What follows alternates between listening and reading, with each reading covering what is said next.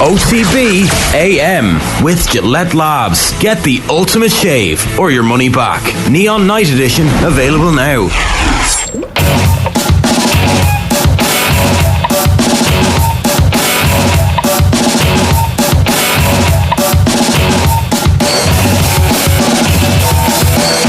Half past 7 on this Wednesday morning, I want to say. Welcome along to OTB AM, the Off the Ball breakfast show, live every single morning, as per usual, from 7:30. Adrian Barry with me this morning. Adrian, very good morning. Good morning to you, Shane, Kathleen, Colin, good morning. Hi Shane, how are you? Kathy, good morning. Good morning. It's like the Brady Bunch, you know the start of the Brady Bunch where they're looking up and down at each other on the screen at the start of the... Yeah, so we just have this is the Arctic Bunch Monkeys kind of that before my people time. wanted to hear on Friday night. This is the Arctic Monkeys that people wanted to hear. Oh yeah. All I was getting on my Twitter was the much maligned Alex Turner now. So the Glastonbury performance didn't go... No, I think they played a lot of their new stuff and he's kind of a bit of a crooner now, isn't he? I think it depends on who you follow as well. Like, I saw other people being like it was the best thing they ever saw and like it was absolutely majestic and it was a moment of pure magic on a weekend of Glastonbury. I heard the first encore song and there wasn't much to get you going. Like you'd be exiting pretty quickly. Didn't play any of the classics. Wasn't it a thing that he was singing slightly off pace to how most of the classics are normally sung, so it was really hard for the crowd to actually sing along with them? He would be a contrarian like that. Yeah. Well, it was playing in the house anyway in home in Cork, and Bill Bowie's like, "What's that?" It's never good if Bill Bowie's "What's that?" Not even like, "What's that racket?" Yeah, was that the it was back in the Ghetto Blaster days in the 90s. That wasn't a commentary on the quality of that particular gig, I would imagine, as opposed to that. No, it was like, what kind of song is this to play? He was saying. I'm not going to lie to you, and I'm going to piss off my mother by saying this, but I feel the same about Elton John. You'd think Rocket Man, etc. I'd be an Elton John fan.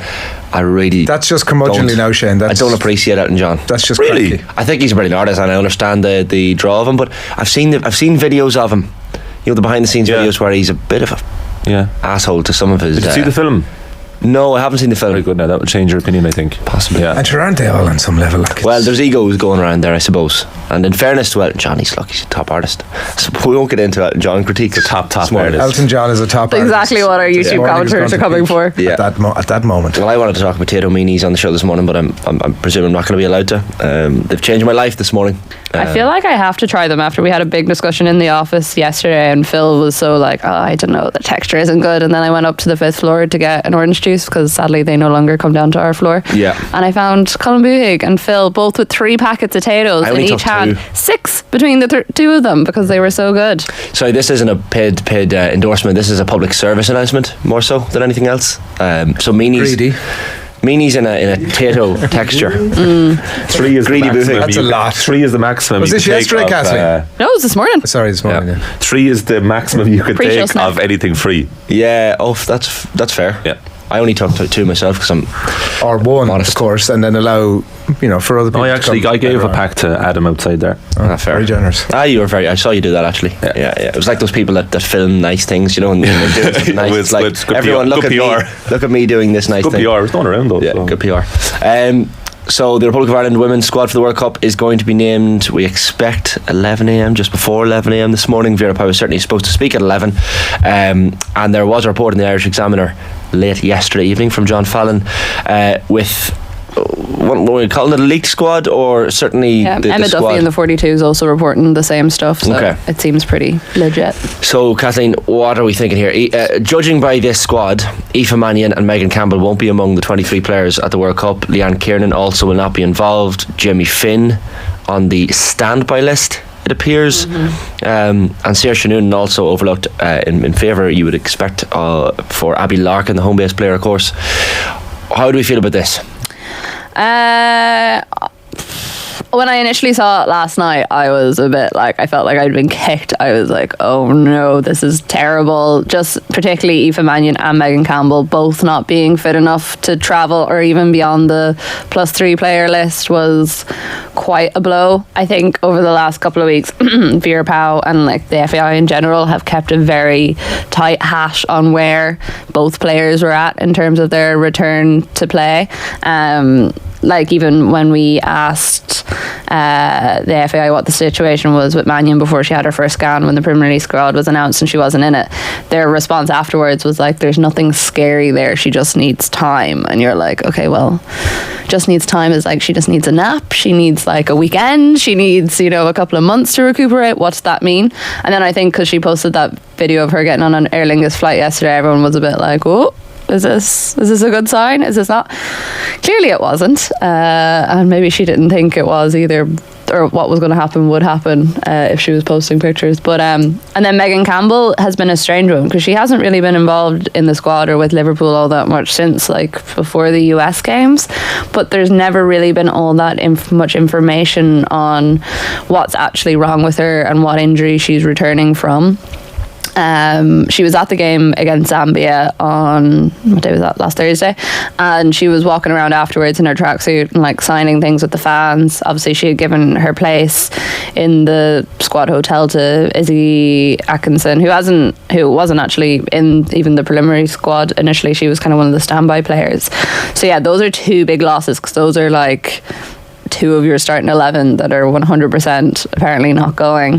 But the others, I mean, Leanne Kiernan, we've had so many backs and forths about her, but I suppose it must have come down to the fact she just hasn't played enough football. She's probably played maybe just under a full game since September. I know, like Karen said on Coigig, that she was one of the few that was kind of breaking the line for Ireland against Zambia in that first half, but I also just thought she looked really rusty. Like her first touch was really poor at different chances, and obviously as an Ireland team we don't have a lot of opportunities to score, so when you do get them you really need to pounce on them. So I'm not massively surprised about that. Not really that surprised about Jamie Finn either. I had her on my standby list for the team I did yesterday.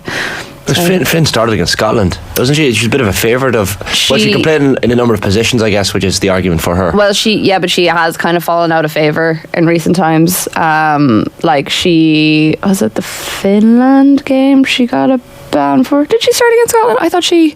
Oh, sorry. I think she started against Scotland. I thought she got maybe it was a Scotland game. Then she got a ban for. She got another yellow card, but she has fallen out of favour with Vera Pauw in recent months, and even the fact that she wasn't really looking like she was getting on Thursday, I would have thought she was one of the players that would have needed the time to show up for Vera. So the fact that she didn't even get near the starting team or that team that came on in the second half, that's what made me think she might be a standby player, because she has that history of getting in quite regularly before but also wasn't getting the opportunity in that game. So yeah, quite surprised Harriet Scott is on the cohort of 3, and then of course we're bringing 4 goalkeepers, which I don't understand that. That's either. mad. Yeah. There used to be a coach. Was it Brian Clough? I was thinking about this yesterday, but there was a coach who didn't. Yeah, never used to put Phil Jagielka used to be the stand-in goalkeeper, and they bring on a defender instead. Yeah, that was a waste of the space. That's probably the extreme, though, isn't it?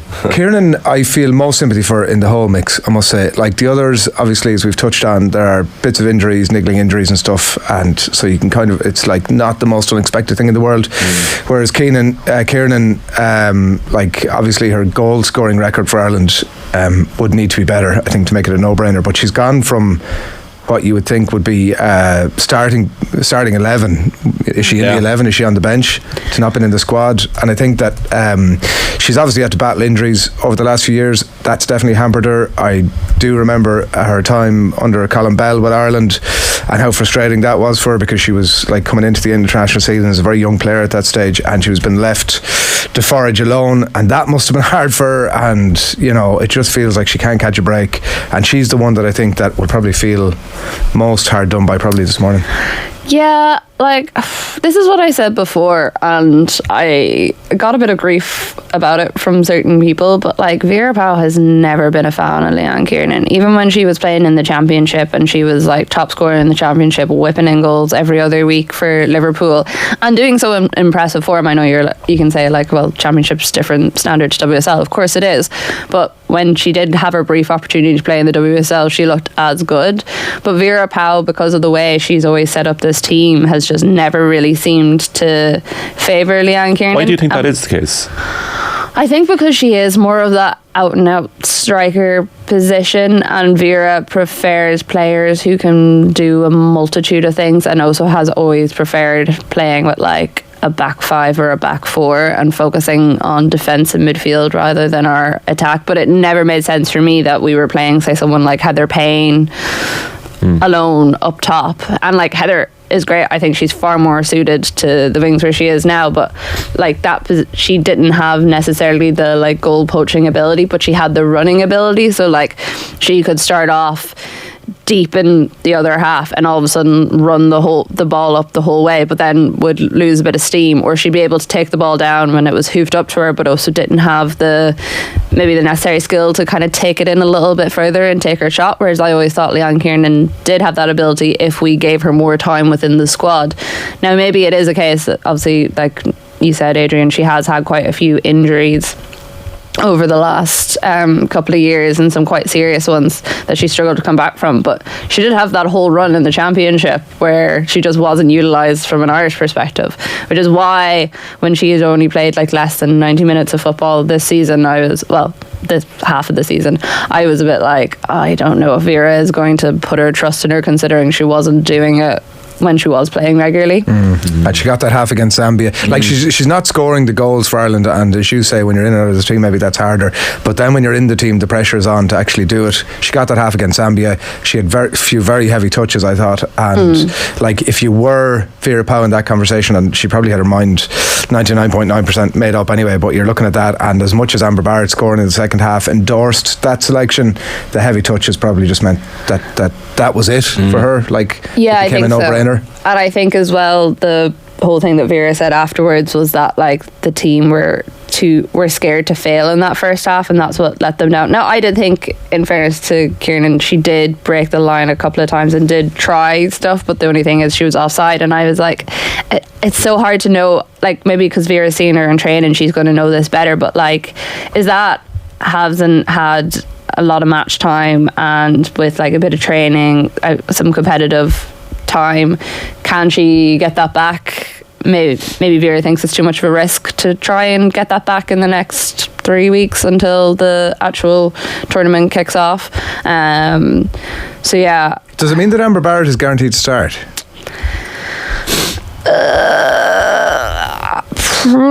I don't know if it means she's absolutely guaranteed to start, but it definitely gives her a better chance of starting. Do you think there was any danger that Barrett wasn't going to travel if she didn't have the half against Zambia? I think so, yeah. I mean, I've said this all along, and like even Barrett herself said it when we talked to her after the Zambia game. She was like, this is the first time in months I've actually relaxed, because I felt like for so long, like she was in the exact same position as, say, Leanne Kiernan was, in the sense that she hadn't played, I don't think she'd played more than like 60 minutes of football since like January or something, in terms of like with her club team and stuff, between injuries, and then also with it just sounded like she was just not in a good position there with the club, even though she was very respectful of them and like the history that they have. It just sounded like whatever the coaching setup was possibly wasn't getting on all that well with them. So she was kind of in that similar position, in that she needed game time and she needed the opportunity to prove herself. And I think, like she said, mentally that penalty was important, but I think more so that scoring from play was really important. Yeah, I mean, you couldn't have asked for a nicer goal as well to score. I think she was going for what it's worth. We had this conversation a while ago, obviously, but I did feel that like that ability to be able to turn to somebody in a World Cup who said to me, give me the ball, put me in and I can score. It'd be interesting to find out later on, was she in the team? Was she in the squad before she got those goals or not? I think that would be interesting. Presumably Vera Pauw will reveal little bits of that kind of information at the press conference. She'll certainly be. It'll be interesting to know as well, though, because like Vera's been so. I mean, I'm surprised even that the team has leaked as much as it has. I thought maybe you might hear one or two names, but she's been very strict on the fact that she's aware that a lot of players are going to be absolutely devastated this morning, that they've missed out on, you know, one of the great opportunities to be part of the first ever squad to go to a World Cup on the women's side. So I don't know how much she's going to go into. Well, she'll obviously be asked, but I don't know how much she's going to go into, like, oh yeah, this person was like 95% there and like the 5%. Well, you try and give some of those players a bit of cold comfort, wouldn't you? Like, you were close. Is that comfort though? Maybe not. Do you have a preferred starting team for the opener against Australia, knowing what we know?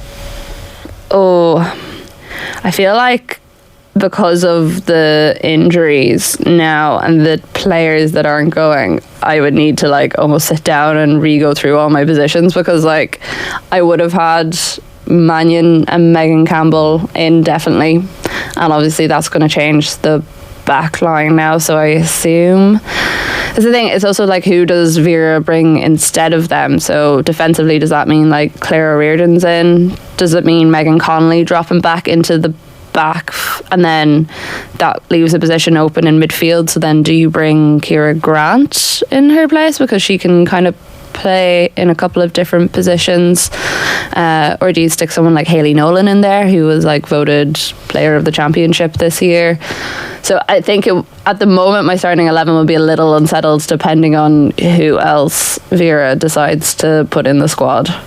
The Mannion injury must be really I'll bad. tell you tomorrow morning. I definitely thought it was an opportunity. Like Kathleen, I think, was making the point in the show yesterday that she tends to use sort of 15 players anyway, right? So there's a whole pile of players who are going out there, and of course it's an unbelievable thing to have in your CV, whether you play or not. I was at the World Cup, and that's it, and you're on the inside looking at it, and that's pretty cool. But on the basis that she's probably going to use about 15 players over the course of it, unless the Mannion injury is really bad, I would have thought there was some case for still bringing her, even though I accept that she'll come back from injury. You'd have to accept that she obviously won't have that match sharpness, but we know sort of the impact that she can have from an Irish point of view. It must have been very tempting to include her on the basis that she's not going to play the first couple of games. Maybe she'll get in for the last game, and maybe whatever happens beyond that, like that, it would have been almost on that basis worth taking the risk. Yeah, this has been the great debate of the last couple of weeks. I think every single person I've talked to has a different take on it. So I was chatting to Emma Byrne last night about it, and she was saying that Vera was making one of the greatest mistakes she could ever make by not including the girls, even though they may be able to, well, like obviously we don't know the depths of the injuries, but if there's a potential for them to be fit for even one or two of the games, it's worth bringing them.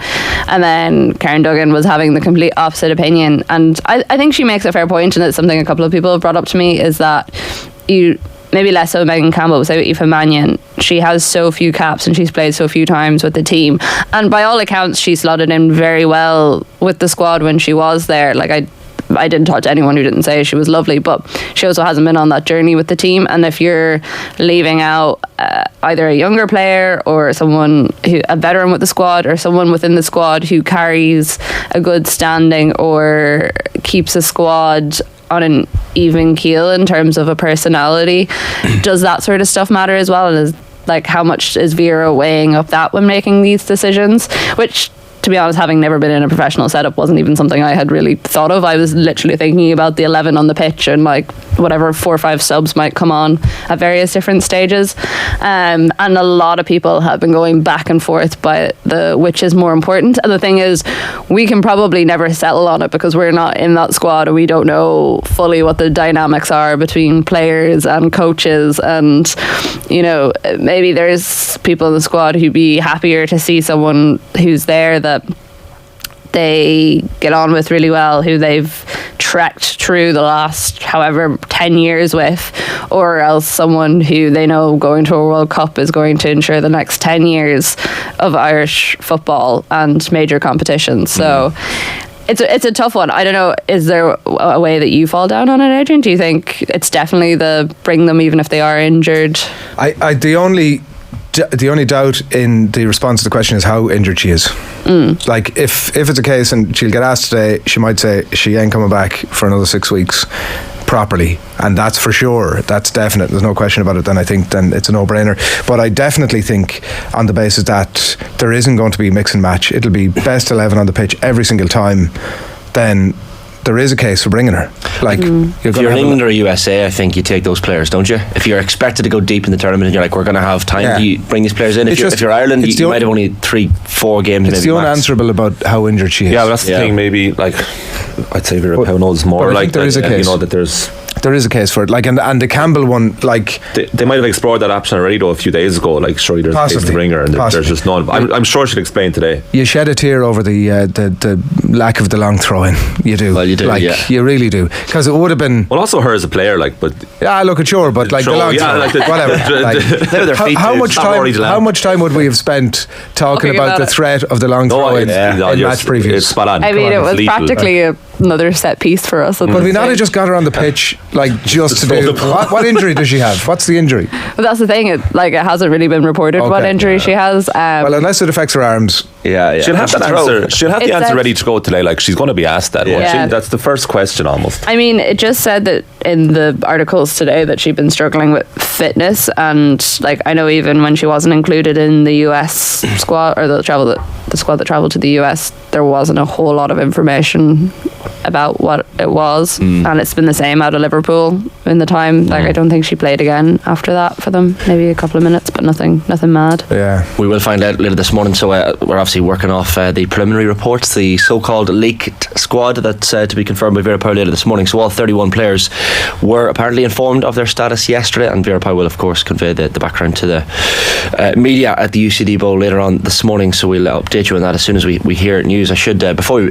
move on or come back rather to the squad, I should mention what's coming up between now and 10 o'clock on OTBAM this Wednesday morning. So standing by at around 7:55 a.m. in the next 5-10 minutes, we'll be chatting to Martin Lipton. Harry Kane, of course, looks potentially set for a move to Bayern Munich, so that'll be a move that Spurs fans will be interested to hear your thoughts. Let us know in the YouTube comments this morning. At 8:15 we'll have John Fallon, who as we said earlier wrote one of those pieces, his piece in the Irish Examiner, of course, that appears to hint at the nature of this Irish squad for the World Cup. At 8:30 we'll have Will O'Callaghan's power rankings, hurling power rankings, of course. We'll see if those change or have changed since the weekend's games, of course.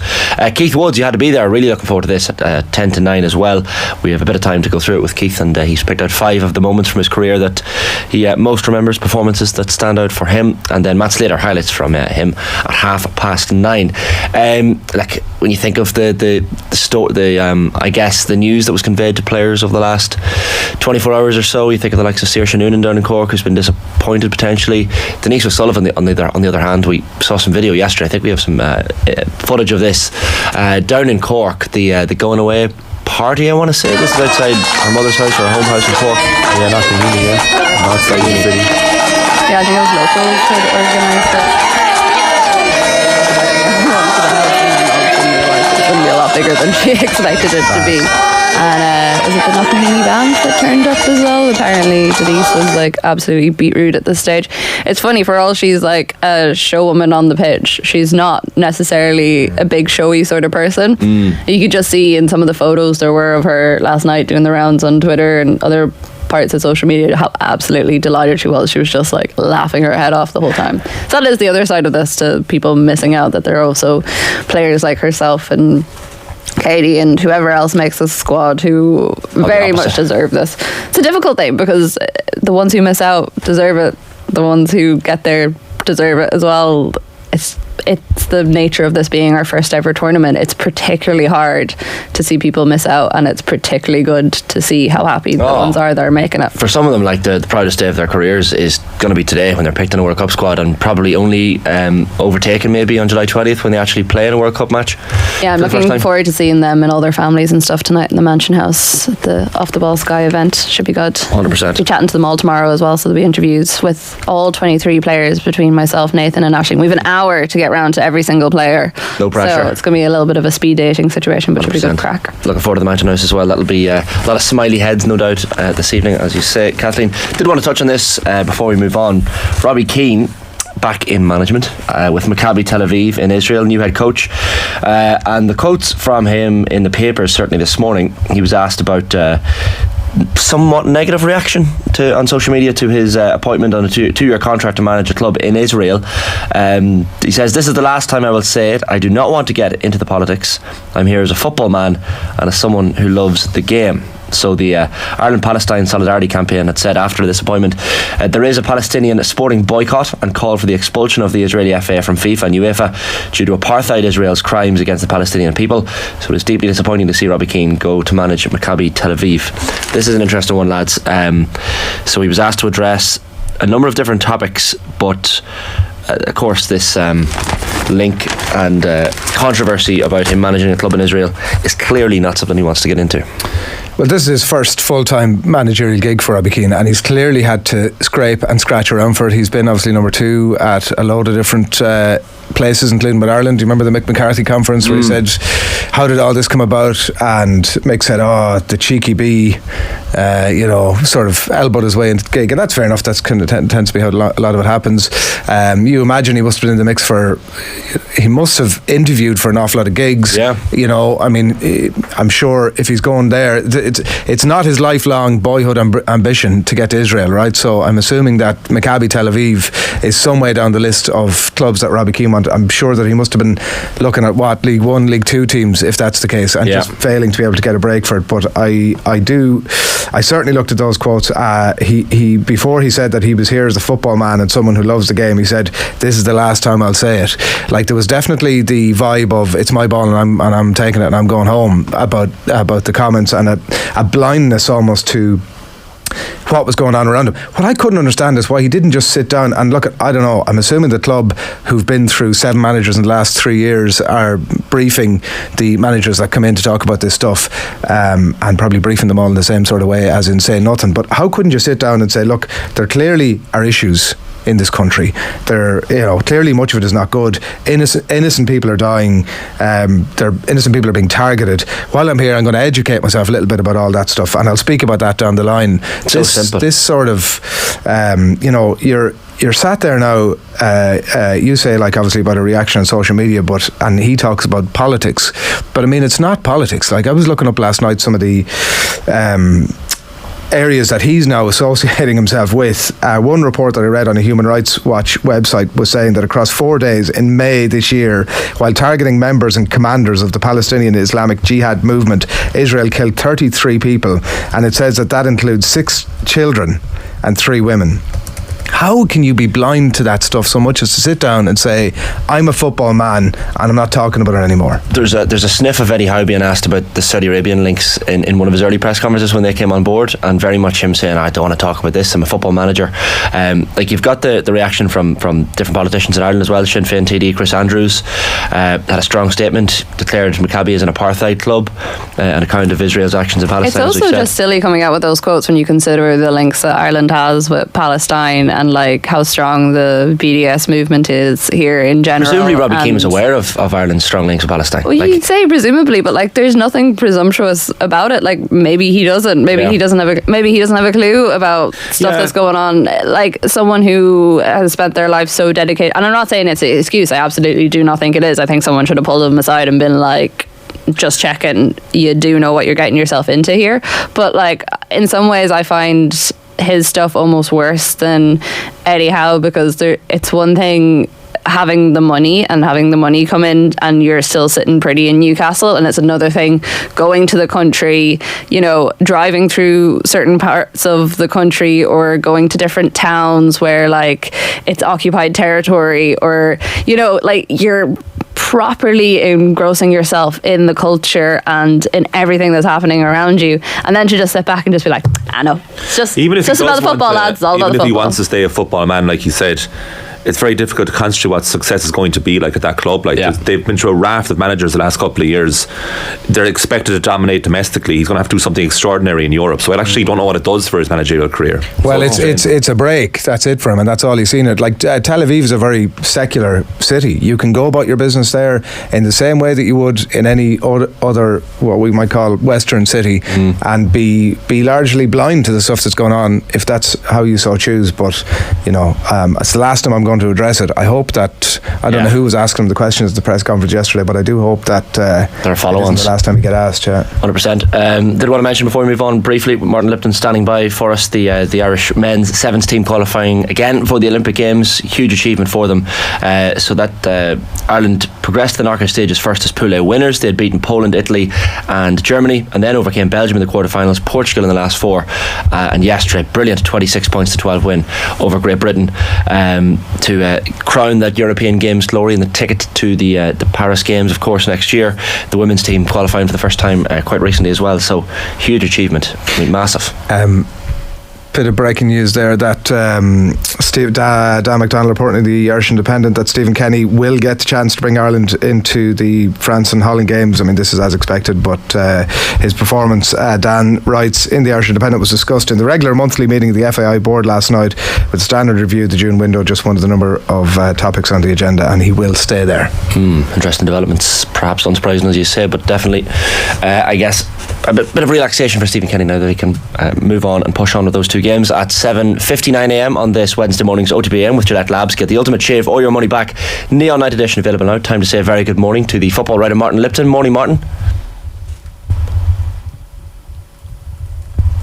Hello, Martin, can you hear us? Oh, sorry, I was struggling there. Yes, I am here. Sorry, Apologies. I'm a slightly dodgy link in Krakow where I am at the moment. You're okay. We got you. Harry Kane to Bayern. Is this looking ever closer now that he appears to want to leave, and certainly his desire for trophies might lead him there? It's so difficult to work this one out because clearly Bayern Munich are interested, and I think there's evidently been an approach to Kane. But the sticking point remains Daniel Levy. Is he going to sell at all? And if he is, what's the price? And I suspect the price will be significantly more than Bayern Munich are willing to pay. So that might preclude a deal taking place in any case. It's a difficult dilemma because obviously there's a significant risk that Kane runs his contract down and walks away for nothing. But the issue, I guess, is what is the best chance of Tottenham being in the Champions League next season? And the answer to that is quite clearly with Harry Kane still at the club this season. So there's the balance that has to be made, and there will still be the belief that if Postecoglou can prove over the next few months that he's turning things around, that will be enough to persuade Kane to sign a new contract in any event. So £60 million plus add-ons seems to be the opening bid, which was deemed too low by Spurs. They want around £100 million, as you said, a stand any chance of this going through. But as you say, Martin, he's out of contract next summer. So do Spurs and Daniel Levy have a leg to stand on here? Will they have to just get rid of him for maybe less than the transfer fee that they desire? No. I mean, I think economically you would say that's the move to make, but truly they don't have to. And it will be a risk of him walking away for nothing at the end of the season if he stays on through this coming campaign. But it does appear that that's the risk they're willing to take at this juncture. Now, this could all be good hardball negotiating tactics to try and get that bid towards the 100 million which they're talking about. I mean, I think it would be difficult to turn that sort of money down. But if you open at 60, you're unlikely to go to 100, aren't you? I mean, it's too big a lump, a jump, really, you would think. And are Bayern really that desperate to get him? Or are they more keen to try to look as though they're appeasing Tuchel? That's another issue. Because let's be fair, despite winning the league last season, Tuchel didn't make a very positive impact, and indeed they wouldn't have won the league if Dortmund hadn't blown up on the final weekend. There are reports that Bayern have their other backup options, including Victor Osimhen from Napoli. You have Randall Kolo-Muani from Eintracht Frankfurt, Dusan Vlahovic from Juventus, in case this Kane deal doesn't go through. Will Daniel Levy, I guess, be more willing to accept a lower transfer fee because it's not a Premier League side, not a rival, Martin, you reckon? I think that's the most likely scenario. If he is to go, it will be to a team outside of the Premier League, because the last thing Levy wants is for him to be scoring goals against Tottenham next season, because that would just be another dagger in the back every time he did. And as we know, I think it's fair to say that Levy's not always the most popular chairman in the Premier League with the fans. It's interesting actually, they are spending money or looking to spend money. Now some might look at that and think, actually they're spending the money before they get it in, and they know they're going to sell Kane. An easy thing to say. The one you have to remember is that Tottenham are financially better off than pretty much everyone, apart from the Gulf state enabled, the superpower clubs, the state aided clubs, because of their traditional low revenue, income to wages ratio, and also the fact that they're getting so much money through the gate and other things every season. This season just passed, they would have grossed more than £500 million. There was a suggestion by Jamie O'Hara on TalkSport yesterday that it'd be a step down for him going to Bayern Munich, and it was all the context of it was the balance of that question as to whether he wanted to stay on and become the Premier League's all-time goal scorer or go and try and win trophies at Bayern. And I see Alan Shearer in the Athletic this morning saying that he, in his own experience, would have to go out and try to win something. Where do you think, when all those little things are on the scales for Harry Kane over the coming days and weeks, what sort of a competitor is he, Martin? Is he, I want to stay here and have legacy in England, or I want to go and win stuff in Germany? I think he'd like to get some silverware on the board, there's no doubt about that. But at the same time, he also is desperate to beat Shearer's record.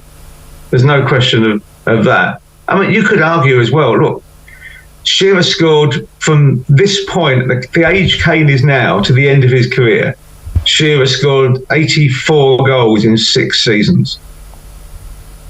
For a team that is significantly worse than the team Kane would play for, whoever that team would be. That was not a great Newcastle team.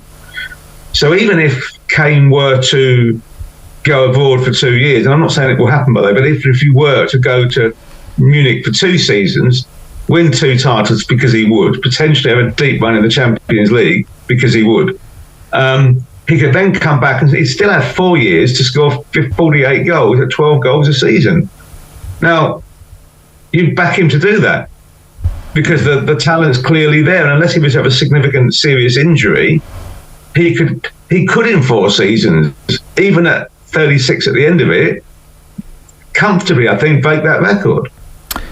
Also, if he goes abroad, like he's out of the Goldfish Bowl, and the Premier League thing becomes less important for him probably in a couple of years. No, it's the most important thing.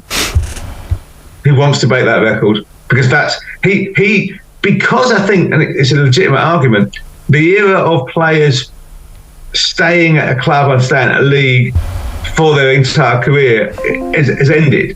Players will move more. You know, how long will Hurling stay in England for? 3 years tops, you would think.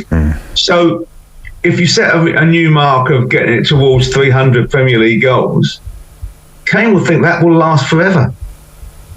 That will be the enduring legacy. It will never be broken. I guess any interest from Real Madrid depends on Kylian Mbappe's future, Martin, but has the Manchester United interest in Harry Kane significantly cooled off? I guess the asking price is the sticking point there, really. Yeah, their money men will not sanction paying that much for someone they can potentially get for nothing in a year's time, or so it appears, despite the fact that Ten Hag wants him. And I think he would have been interested, no question, in United.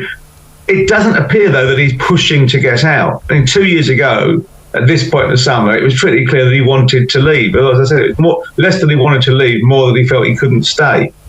That doesn't appear to be the case this summer. You didn't have the grand wave goodbye at the end of the season, which you know, or any significant indication that he'd had enough. So he's thinking, well, I've got all my options open in 12 months' time. I can stay here. I can move. If I do move, I'm going to get a huge signing on fee wherever I go. I'll still get big bucks. I'm in charge of my own destiny. I mean, that may be he feels the smartest play anyhow. Ambition is one thing that I guess with Spurs Harry Kane wants to see, and certainly with transfers, incoming transfers. You know, last year's performance so poor in terms of an 8th place finish, and yet you see the likes of James Maddison potentially coming in from Leicester City. Would that maybe give Harry Kane pause for concern and I guess something to think about? Because even Ange Postecoglou coming into the club, all of a sudden surely Kane is thinking, well, this guy is exciting. Yeah, I mean, whether he knows enough about Postecoglou to make that judgment, I don't know. He'll obviously been studying and trying to find out a bit more. What is evident is that Tottenham are willing to spend money and are looking to back the manager.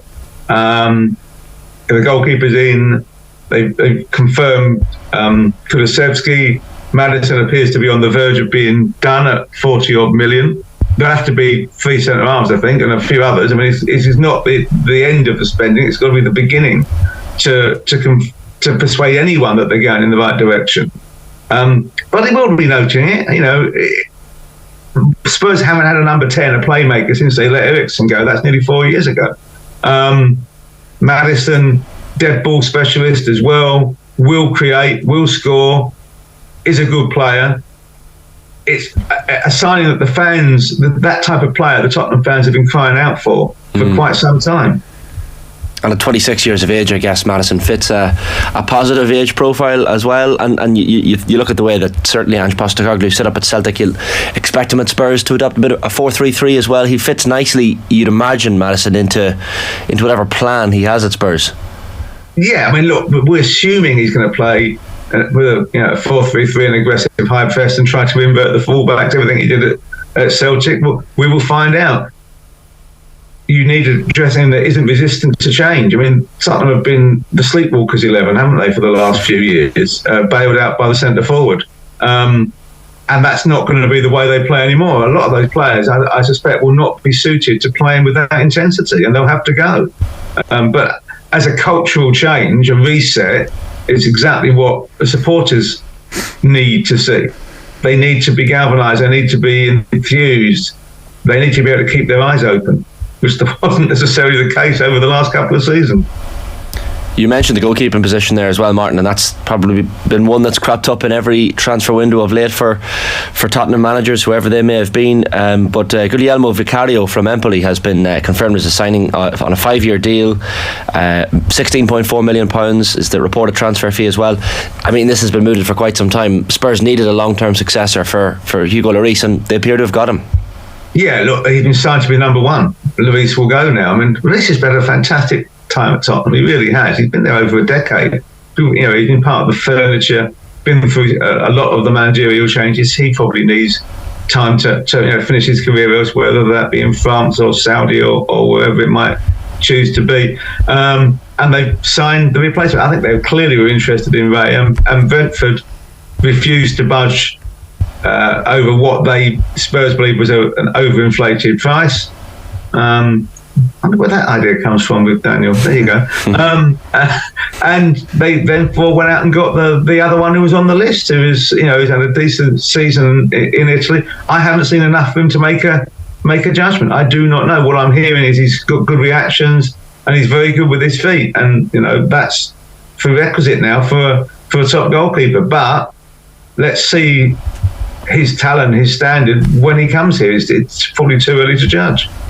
There are other transfer rumblings across London at the moment, Martin, not least Declan Rice, and we're I guess waiting to see whether he ends up likely at Arsenal or Manchester City. So Arsenal have made a third bid for Declan Rice worth £105 million. So this is reported as a £100 million fee and £5 million in performance related add-ons. This of course coming after Manchester City's £90 million bid was turned down by West Ham. They of course had 2 club record bids already, rejected Arsenal.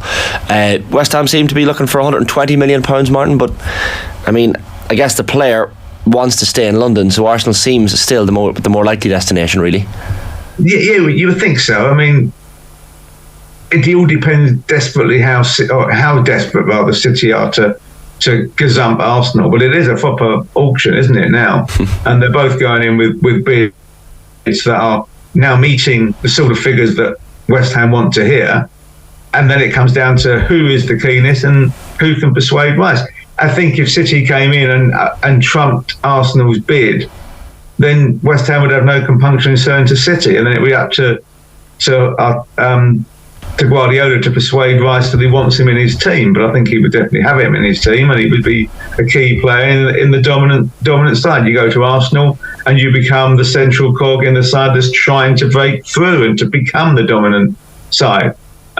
It's actually not a bad position to be in. Wherever he goes well, doesn't it? He gets to a huge club that's going in the right direction. So I think if you're Declan Rice, you're as happy as you can be. And you've played this whole exit extremely well. You've not kicked up a fuss. You've let it be known what your position was. You've gone out having lifted a trophy with West Ham. He could hardly have been more faultless in his movements over the last few months. Market value is a funny thing, but if Harry Kane is worth 60, maybe 65 million, is Declan Rice worth double that? Well, I think Harry Kane's worth more than 60 million, but that's why he's not going to go for 60 million. And Rice is younger. And he's in a position where people are looking for that and need that as the cog in the middle of of the wheel. And evidently, if two clubs are paired to go to over 100 million, then he is worth that. I think a lot of people will in the Premier League, and certainly at West Ham, will look at the money that Chelsea paid for Enzo Fernandez and say, well, there you are, that's the sort of price you have to pay for your central midfielder. Now, I personally think that if you're talking about overpriced, Fernandez is the prime example of that. I think that Chelsea paid the top Bodie premium of about 150% of more than he's worth, because I think he's a £40 million player. But obviously Chelsea know better than I. Yeah, we'll keep an eye on the Declan Rice situation and of course the Harry Kane situation over the coming hours and days. Martin, great stuff as always. Thanks for hopping on. Cheers, bye-bye. Brilliant stuff. Football writer Martin Lipton joining us there on OTB AM with Gillette Labs. Get the ultimate shave or your money back in the all-night edition. Available now. It is 8:14 AM on this Wednesday morning's programme. During the break, we're going to hear a clip from the latest episode of the Football Pod, where James and Tommy assess the counties that were eliminated from the Championship over the weekend. The Football Pod is a partnership with AIB, proud sponsors of the Football, Hurling and Camogie All-Ireland Club Championships. Check out the hashtag #TheToughest for more. After the break, we're diving deep again into the reported Republic of Ireland women's national team squad for the World Cup with John Fallon. Back in a sec. OTB AM, The Sports Breakfast Show from Off the Ball. Have you subscribed to the OTB Football Podcast? Half time, the first sentence that I said, like, if you have fear of failure, you will not succeed. You must have the guts to fail to succeed. I definitely think that I've felt the pressure here the last 2 weeks that I've honestly never ever felt in my life, the way it's been lingering on. Subscribe now to the OTB Football Podcast stream wherever you get your podcasts and download the OTB Sports app. Can I get your rapid fire report card on the four losers? So I only want a couple of lines on each, right? How will Roscommon feel about their 2023? They finished third in Division 1. They knocked Mayo out of Connacht. They lost to Galway. They drew at Dublin. They finished third in the round robin group, and they get knocked out by Cork in the All-Ireland Premier League quarter-finals. I'm going to have the same answer for all these teams. Go for it. Everything means nothing. No. Roscommon would have had their eyes on the biggest prize because they had a bit of momentum. They had some people in the media saying they were coming, they had a chance. They were even saying it in interviews. They full on believed they were going somewhere this year. To not even make a quarter final is a very disappointing year, and nothing else matters, only the one you lose in. I remember I've been in meetings with Kerry where we've had like a season review and even a player review, and you could have had a great year up until an All-Ireland semi-final, and you play poorly, or maybe you're dropped, or something doesn't go your way and you lose. Nothing else matters in your head at that stage. All you can think of for the next 4 or 5 months is your poor performance and your elimination. That's all you think of. No Roscommon player is going to be thinking about how they got that point off Dublin in the group stage. Trust me. That is done and dusted. They're out of the competition and they are depressed, and that's all they're going to be thinking of, that defeat to Cork. That's their year. That minute when they're done for overcarrying and they don't defend the chance, that's their year, and that's the way they're all going to be feeling. Every team that's gone out is going to be thinking like that. So you've Kildare in the same boat? Yeah. You have Galway in the same boat? 100%. OTB AM with Gillette Labs. Get the ultimate shave or your money back. Neon Night Edition available now. 17 minutes past 8 on this Wednesday morning's OTB AM with myself and Adrian. Delighted to welcome to the show this morning the Irish Examiner's John Fallon. Morning, John. Morning, gents. How are you doing? Keeping well. You were a busy man yesterday evening. Got this scoop of the reported leaked Irish squad for the World Cup. Confident of your sources? Wasn't quite leaked now. There's just a few different angles coming. You know, obviously some people were very happy and some people weren't. So just sort of tackling it all together. And some of them were quite really inevitable when you think about it, really, in terms of injury and where we are, like with the countdown to 20th of July. Just the injuries were just too tight in terms of turning them around. We're talking about Aoife Mannion really and Megan Campbell. They're the two, I suppose, who were really struggling for fitness and just didn't have the time really to make it into the final 23. So yeah, we'll know officially, I suppose, later on this morning. But it's unfortunate for the two of those players.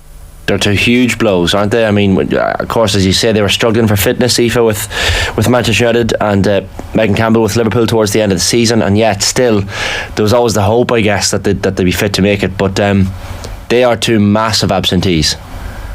Yeah, and I suppose the temptation is to keep them in and then just keep it all the way up till, I think they have up to the 19th, up to the eve of the tournament, for them to prove their fitness. But, you know, bear in mind, we're playing Australia, we're playing against Sam Kerr, who's probably the best striker in the world. They're both defenders, particularly Aoife Mannion. She's had a history of knee injuries, unfortunately. Just come out of a knee brace, I think, yesterday. And, you know, the idea of her trying to regain her fitness in the next 3 weeks and keep up with Sam Kerr, just really, when you think about it in just in practical sense, this was never really going to happen. So I think it's best just to call it now, and that's what they've done. And we, thankfully, it's one area we have an abundance of options. And it's unfortunate because Aoife started to declare quite late in terms of, you know, the cycle here. She came in February, did really well in Marbella and looked a big addition. But once we saw her in that brace, I think it was the second last WSL game of the year, she was on the pitch, you know, that was really sending alarm bells. So Vera had seemed quite positive about her potentially making it. It was going to be a really tight call. But just these things, you know, it's just, you just can't really, you know, you can't really take the chance in it. And she is so, and I think our contract at Man United is out as a lapse. So there's other different factors as well. Does she go as a free agent? Are the negotiations of a club going on at the moment, whereby, given her history, she's risking, you know, aggravating that injury? I suppose we'll find out a bit more information today, but I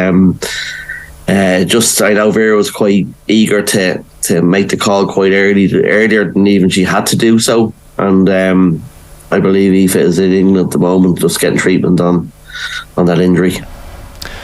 Leanne Kiernan's expected absence, that's huge. And I guess you saw her in the recent game as well, where she maybe didn't look at her best, and we were discussing this morning maybe her relative lack of goal scoring at international level, certainly with Ireland, and even Kathleen McNamee was kind of saying to us this morning, she's never really been a player that Vera Pauw has took a shine to massively.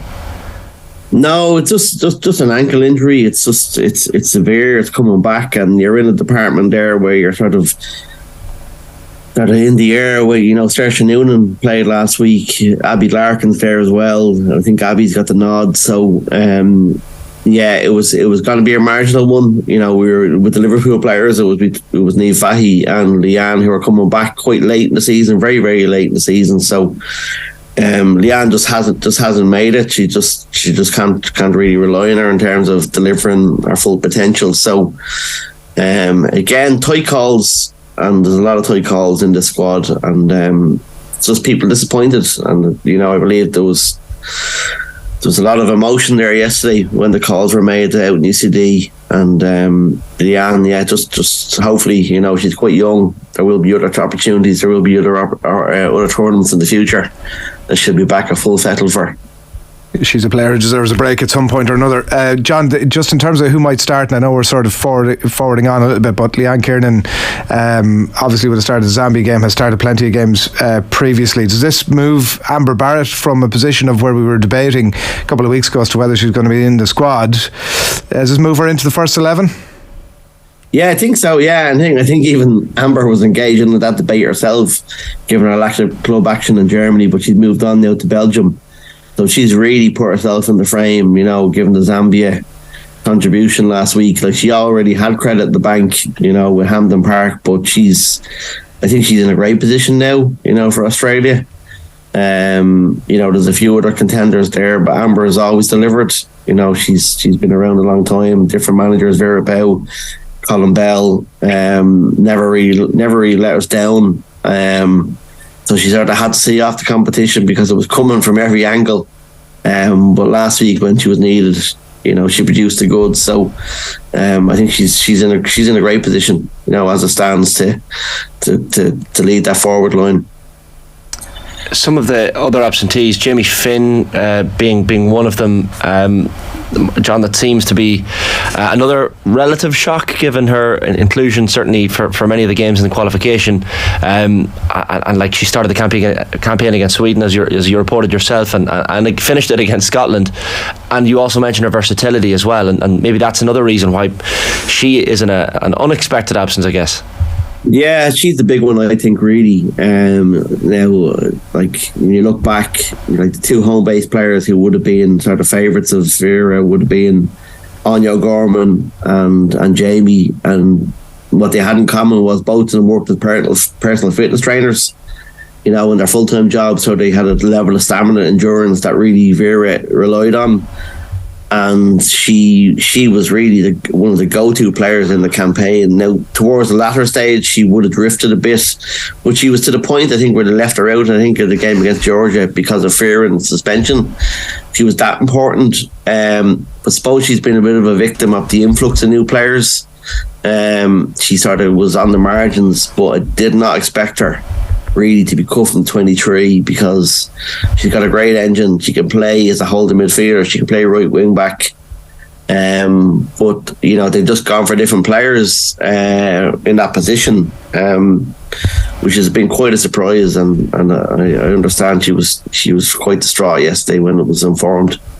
Yeah, when we look at Jamie Finn, Harriet Scott, and we believe there'll be a keeper added to that 3, that's possibly going to make up the extra 3, and we could debate the merits or demerits of having 4 keepers in that extended squad. But regardless, there's a few sort of 50-50 calls in terms of some of the names that we expect now to be included.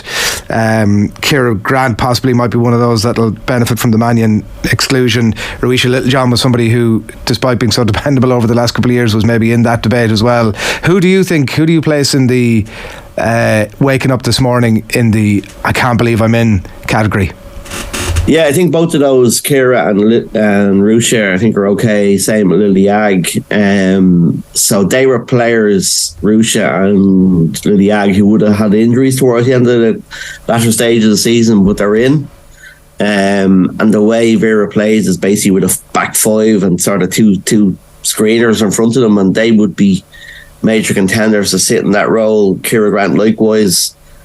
She can play there, and she's been a loyal servant. She's always turned up. She hasn't been quite, prominent in terms of playing minutes, but has always been there, and she's an option. So I'd say there's a few of them, who are breathing a sigh of relief that they probably thought they were borderline, but have got in. Suppose on the, we're talking a lot about the ones who have been left out, but I believe one of the winners in this is Izzy Atkinson, who came in last week in place of Megan Campbell. You heard that story about Megan Campbell relinquishing her room in UCD for Izzy to come in, who wouldn't have been in the initial squad, but she's in, taking her chance. And I know Vera sort of judges on what she sees before her eyes, and has given Izzy the nod. So fair play to her. That's really a seismic kind of elevation from the margins. Another one of the winners, and you've mentioned her already, is Abby Larkin, 18 years of age. What an achievement this is. Everyone in Ringsend and Shelburne will be buzzing for her. And I remember reading an interview with her parents, Ethel and Robert, recently, where they spoke about having to sign her out of school, when she made her full international debut at 16. So for people like Abby today, I mean, this is just a career highlight, isn't it? An extraordinary achievement, and great to see a home-based player as well being included. Yeah, like when you look, she's sort of shaded players who are based in England, and I don't think we'll see much of, I don't think she'll be here much longer, I think there's plenty of clubs that are in for it at the moment. So with the transfer window opening, I think Abby will be on the move.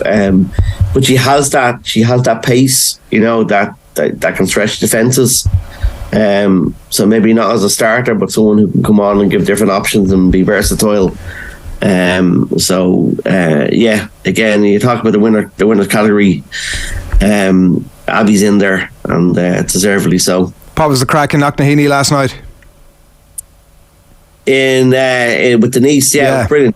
Yeah, absolutely brilliant. Yeah. Myself and Dylan from the Echo went up to Knocknaheeny to see the farewell, and at a time of football, I suppose, is being dragged through the mud in terms of sports washing and, all the things that are going on. It would really warm your heart to what you saw last night. She's the ultimate sort of working class hero who's sort of come really from the school of hard knocks, and the send-off she got was incredible. You had a huge turnout, and as some of her family said, like, Denise has never forgotten where she came from, and we know about Roy Keane's Mayfield's roots, but Denise equally in the north side of Cork is the female equivalent, and she's one of the last players into the camp due to her commitments in North Carolina Courage, where she's captain. But she's going to be a big player for us, and it's probably long overdue that she's playing on this stage, because she really is, I suppose along with Katie, she is our world-class player. So it was great to see her, and she was in great form. I should mention, I mentioned Shelburne, of course, for Abby Larkin's origins. She is, of course, with Shamrock Rovers now, so I'd be killed if I didn't mention them as well. Adrian touched on it there, John, the goalkeeper situation. So 3 goalkeepers expected to be included, and then one further as one of these 3 additional non-playing members. Was this expected that Vera might opt for 4 keepers essentially? Yeah, I think that was that was from the soundbites last week. I think the goalkeeping coach, Jan, I think he likes to work with 4 goalkeepers. Right. So like the 3 we call them standby players. They're not really they're only coming in terms of a sort of a medical emergency. So they're really training players. Seems a bit odd to me now, I have to say. I had 4 goalkeepers. Whatever about losing 1 goalkeeper to a red card or an injury, you're not going to need 3 more. So I think it's quite a strange move, but yeah, that's what they'd seem to have gone for. I think Sophie Whitehouse might be the 4th one there. So, but I think it's more given the sort of the long lead in what you have. It's more in terms of preparation than training games. Briefly, John, before we let you go, we should mention that we mentioned it before you came on, but Dan McDonnell writing on the Irish Independent this morning about Stephen Kenny, saying he will get the chance to bring the Republic of Ireland into September's Crunch qualifiers against the French and the Dutch. So of course there was that regular monthly meeting of the FAI board that took place last night. And of course his future was one of the topics on the agenda, but this perhaps no surprise that Stephen Kenny will get the chance, but I guess it puts his mind at ease.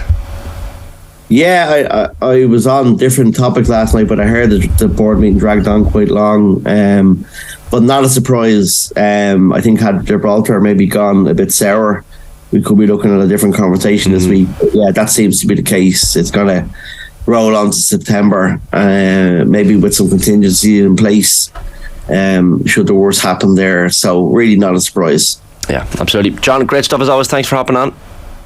Thank you. Brilliant stuff. John Fallon there of the Irish Examiner at 8:32 approaching here on Wednesday morning's OTB AM. We did, of course, have Tommy Rooney's controversial football power rankings yesterday. He had Monaghan at 9th, Adrian, in an 8-horse race. Only Monaghan could... You know my feelings on this. What's the feelings? I agree with him. How can you be 9th and there's only 8 teams left? Who was the one that's not in the 8 that was ahead of them? Galway, I suppose. Yeah. Galway were dropped down 4 places, but I mean that can be true. To be fair, the only team I said Monaghan should have been ahead of that they were behind was Cork, because I think Monaghan have more in the bank than Cork do. But the one thing that's consistent about the power rankings is that he doesn't. Well, no, yes, but he doesn't tend to. It tends to take a little bit to move him, right? Like it doesn't. He's not hugely reactionary week on week. Like it takes 10 to shift him off his viewpoint. But very thoughtful. Monaghan, I was having this conversation with somebody from Cavan. we were like-minded souls. On Sunday night, we played 9 or 10 holes of golf on Sunday evening. Shane, it was a blissful way to round off the weekend. Lovely. But he was less of the strong opinion than I am. I just think Monaghan, you know that I feel this way, they just constantly I'm not saying this in a positive sense necessarily, because it's just always the case, but like they cling on by their fingers, by the skin of their teeth. Yeah. And I know you're looking at that like a positive. There's a skill to that. I know that's what you're saying, and I kind of feel like, there's no... as a Monaghan supporter, I think he was making the point, as a Monaghan supporter, you're getting unbelievable value, bang for your buck. You get tortured as well. Incredible. Yeah. And I can understand why the point that I'm making would be really annoying to you. I would get that totally. Yeah. But I just feel that they're hanging on and hanging on and hanging on and hanging on, and like at some point or another the hanging on has to stop. Does it though?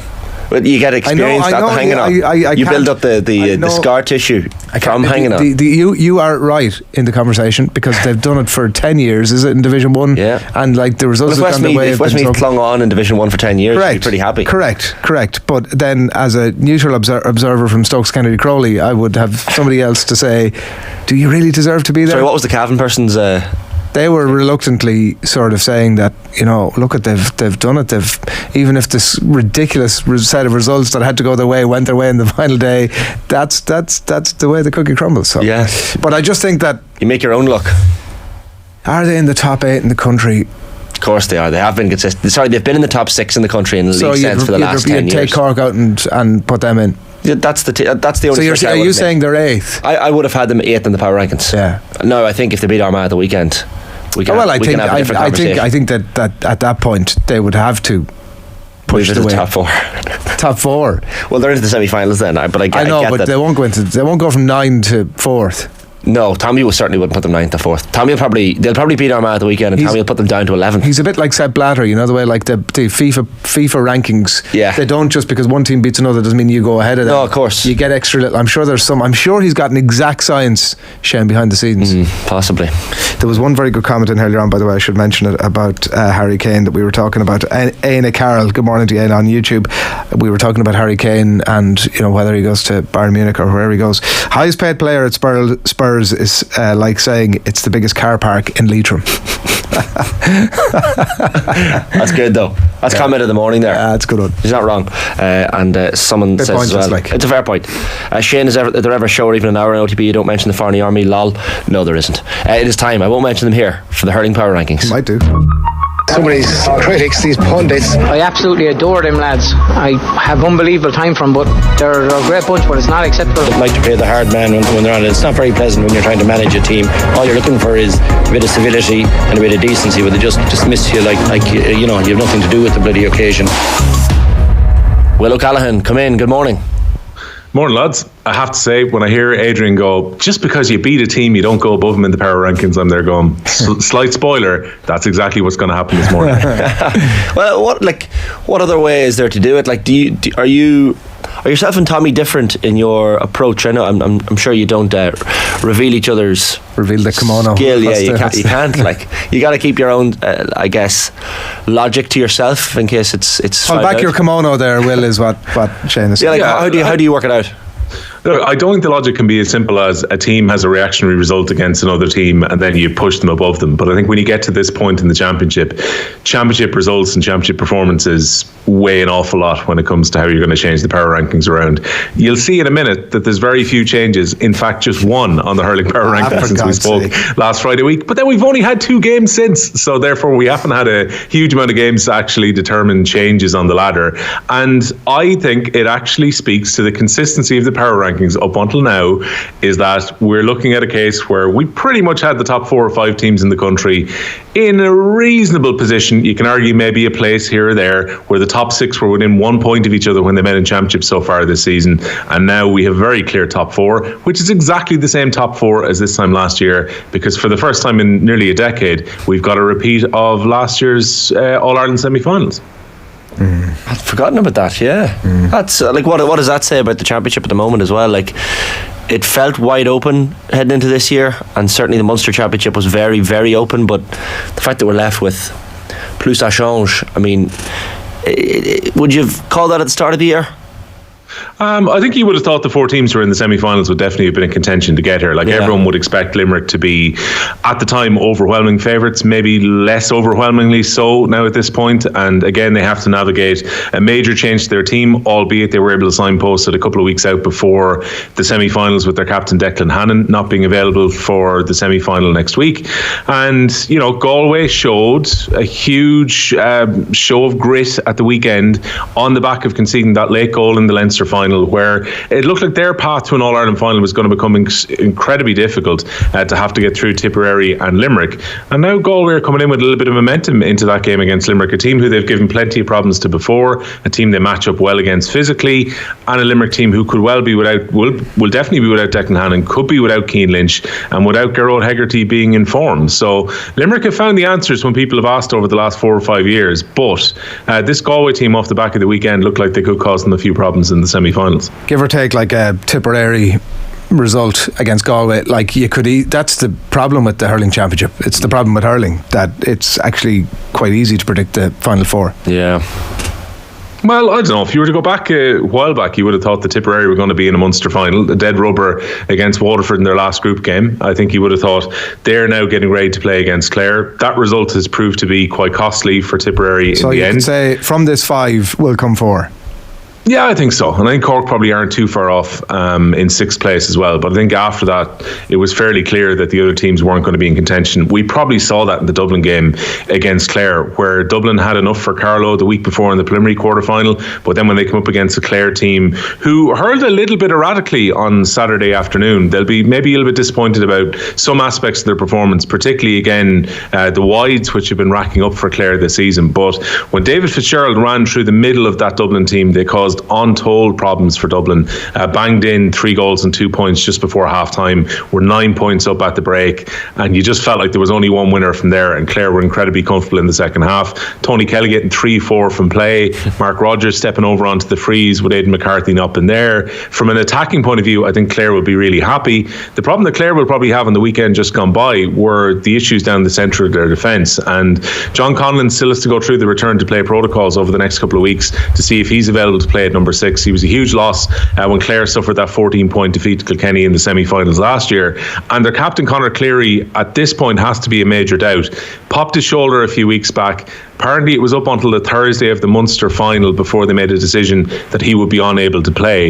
It would be huge if they could get him back, but it has looked like there's been a gap down the middle of that Clare team, which Kilkenny would be absolutely licking their lips about exploiting potentially in a semi-final again, albeit the injury news, it seems this morning in the newspaper, is very much mixed for Kilkenny. Mikey Carey won't be available for the semi-final. Looks like Mossy Keown, who would have been a natural to put in around the square, could well miss as well. But Adrian Mullen, who I believe had a small operation on his thumb after the Wexford game, is now in contention to come back in for that semi-final against Clare. And if they have Adrian Mullen back and firing ahead of that, it's a huge boost for the Leinster champions, who I'm sure with their injury profile that they've had will have enjoyed having a 3-week break before playing in the semi-finals. Just to remind the fans of the power rankings, 18 down to 7. We've Kildare 18, Meath 17, down at 16 it's Kerry at 15, Laois 14, your own Offaly at 13, Will, Carlow 12, Westmeath at 11, and then entering the top 10 we have Antrim at 10, Wexford 9, Waterford at 8, Dublin at 7. Do you want to talk us through 6 to 1 as a protocol?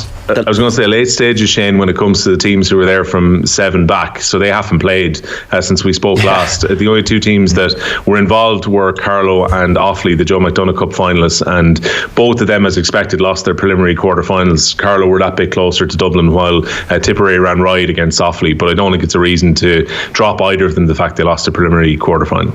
Protocol-wise, top 6, do you want to talk us through it? Yeah, well, again, look, some of these teams are out of championship before we get to the top 6. I still think that Cork are the next closest outside the teams who played in the quarterfinals. Were perhaps unlucky to be knocked out in Munster, but didn't qualify. Then the switch you've got is Tipperary and Galway. So Galway go into the top 4, somewhat on the back of that win at the weekend against Tipperary. Also the fact that they're into the All-Ireland semi-finals. Some Galway supporters weren't happy when they started the year in 6th, but they have risen up 2 places on the back of their championship performances after the league, and Tipperary have disappointed. It has been a real dud end to the summer after showing so much promise to go and win in Clare in their first game in Munster, to have got a draw against Limerick. You're thinking this Tipperary team is ready to fire in the latter stages of the championship. So much firepower, as we saw in the preliminary quarter-final where they banged in 7 goals, and then their full forward line is held scoreless by Galway at the weekend just gone by, and where Seamus Callan and Mark Keogh came off at half time. So a lot of that comes down to the way that Galway Galway hurled, and Galway made themselves very difficult to break down, particularly dropping Cathal Mannion back was a very good decision by Henry Shefflin. He got on 27 possessions during the game, made 5 interceptions, and the ball that he was playing out from generally around the half-back line for Galway led directly to 1 goal and 5 in scores for them. So as much as Conor Whelan gets a huge amount of credit for his scoring at the other end, Cathal Mannion was an incredibly good distributor and a really good reader of the game. The question about Cathal Mannion now is whether he ends up playing in that position against Limerick, or does he play in a more advanced role, where last year he caused some issues for Limerick once they pushed him up. So that's a decision that they have to make, but they'll be delighted, Galway as well, that they've got Conor Whelan in the form he is right now. 7 goals and 15 from play so far this summer, and he ran riot around some really good defenders at the weekend. Not too many people will give Cathal Barrett the run around, albeit Cathal Barrett was coming back in a little bit cold, and I don't think he would have played if Craig Morgan hadn't picked up a hamstring injury against Offaly. But there were some very encouraging signs from Galway, a Galway team who had to be carrying a certain amount of psychological pain from the nature of the Leinster final and the scores they conceded as well.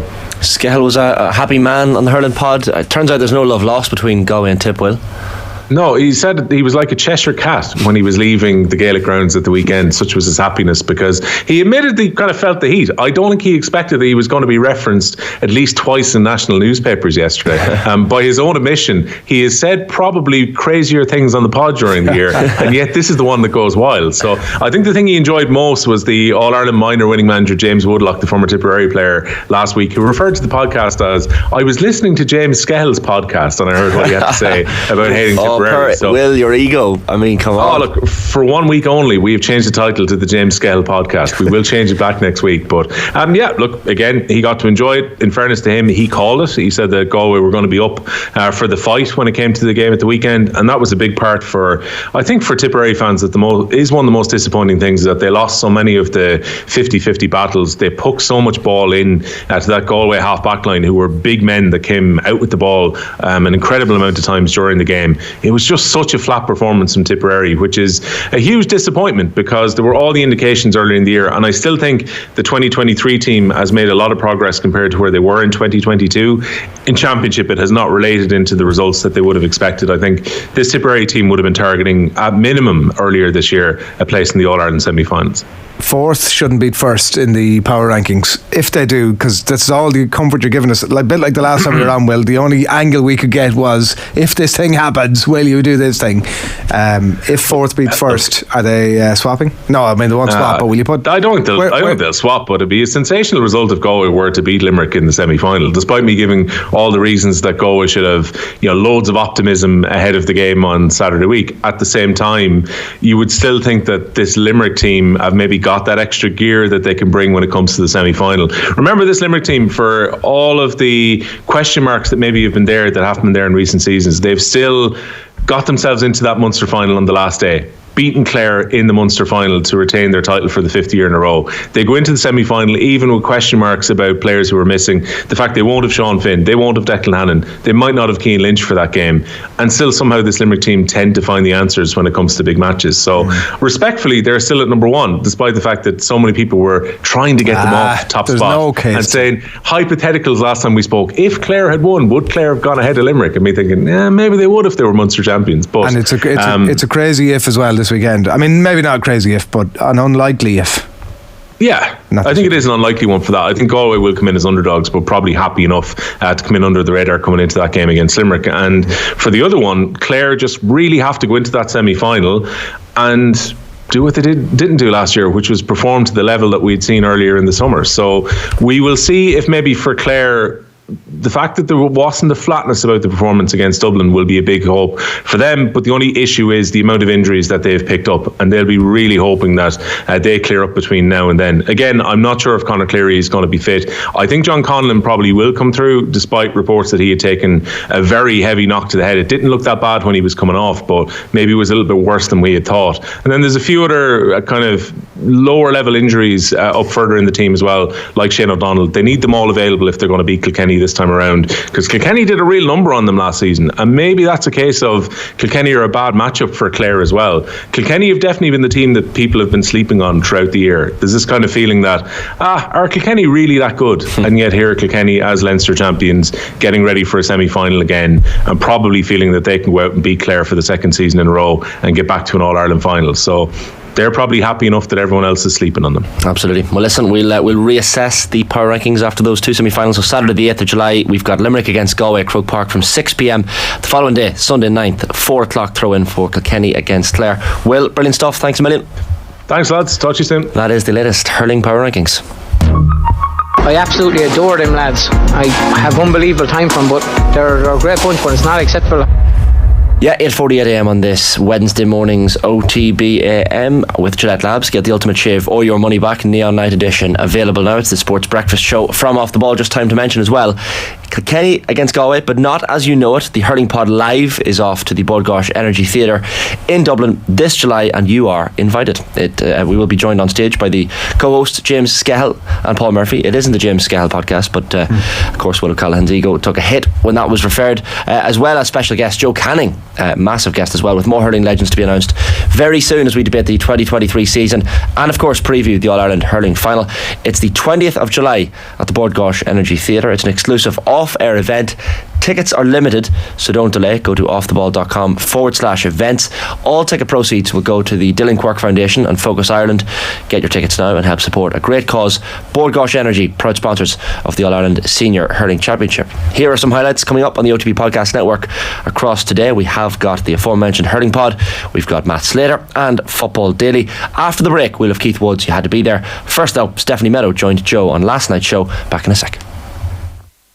So you probably pitched up with a sneaking hope that Baltusrol could go well. That said, to find yourself final grouping, that's big time. What were the nerves like, and what was the dynamic like with Leona, who's a long-time friend, and also, you're the player we're all chasing down here, Leona? Yeah, I mean, I think it was pretty comfortable, I think, for both of us. I know Jenny, the other girl as well, not quite well, but I've known her for a long time, played junior golf with her. So, but to stand on that first tee with Leona, I think, I haven't talked to her about it yet, but I think, looking back, would we have ever said that, when we were 11 and 14 playing on, Team Ireland teams. So, incredible moment for just Irish sport. And I think we both kind of took it in. But but that's kind of how our daily life is. Like, we're friends, we play practice rounds together, we stay together. But at the end of the day, we still want to kind of kick each other's butts on the golf course, and we're both, obviously she's hugely competitive and so am I. So, but that's just how it is, right? And you finish the golf course and then you go back to being friends, and we're kind of used to that dynamic by now. You're listening to OTB AM. 3, 2, 1, go. Whether you're a Drive to Survive fan or Grand Prix expert, now you can stay up to date with the world of F1. The F1 Pod on Off the Ball with Chicago Town Pizza, the ultimate podcast for F1 fans. The F1 Pod will keep you on the edge of your seat. For the best insight and analysis, subscribe to the Off the Ball Daily podcast feed wherever you get your podcasts. The F1 Pod on Off the Ball with Chicago Town Pizza. Formula One? Yeah, we go to town on it. OTB AM with Gillette Labs. Get the ultimate shave or your money back. Neon Night Edition available now. It's so unexpected. It's one of those you had to be there moment. You had to be there. It subsequently genuinely did change everything about my life. You had to be there. That is the latest episode of You Had to Be There, and delighted to welcome for this one Keith Wood. Keith, good morning. Good morning, Shane. How are you? Hi, Adrian. Long time no see. Long time no see. Bromance is back. Keith, this is a difficult slot for a lot of our guests because they have to sit down and rack their brains and leave some things out, some performances that they saw in person out that they perhaps feel a little bit bad because of. So has this been a tough enough process for you to narrow it down to 5?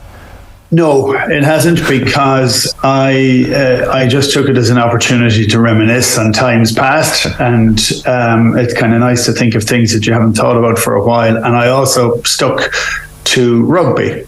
I didn't try and go through some of the other sporting events that I'd been to, and we could do that some other time if we needed to fill a half an hour. But no, I had a bit of a giggle with it, and I kind of used it to think of some of my favourite players and to think of certain things that kind of stuck out for their difference, as opposed to being the best performance of a player for a whole match. Though I do have a bit of that in there as well. There were kind of moments in time too that seemed to just strike a chord with me. So I kind of shot from the hip with them when I was chatting to Colm yesterday, just to see which ones we'd go, and so no thoughts got into this. You strike me as someone who'd have a fairly intriguing non-rugby.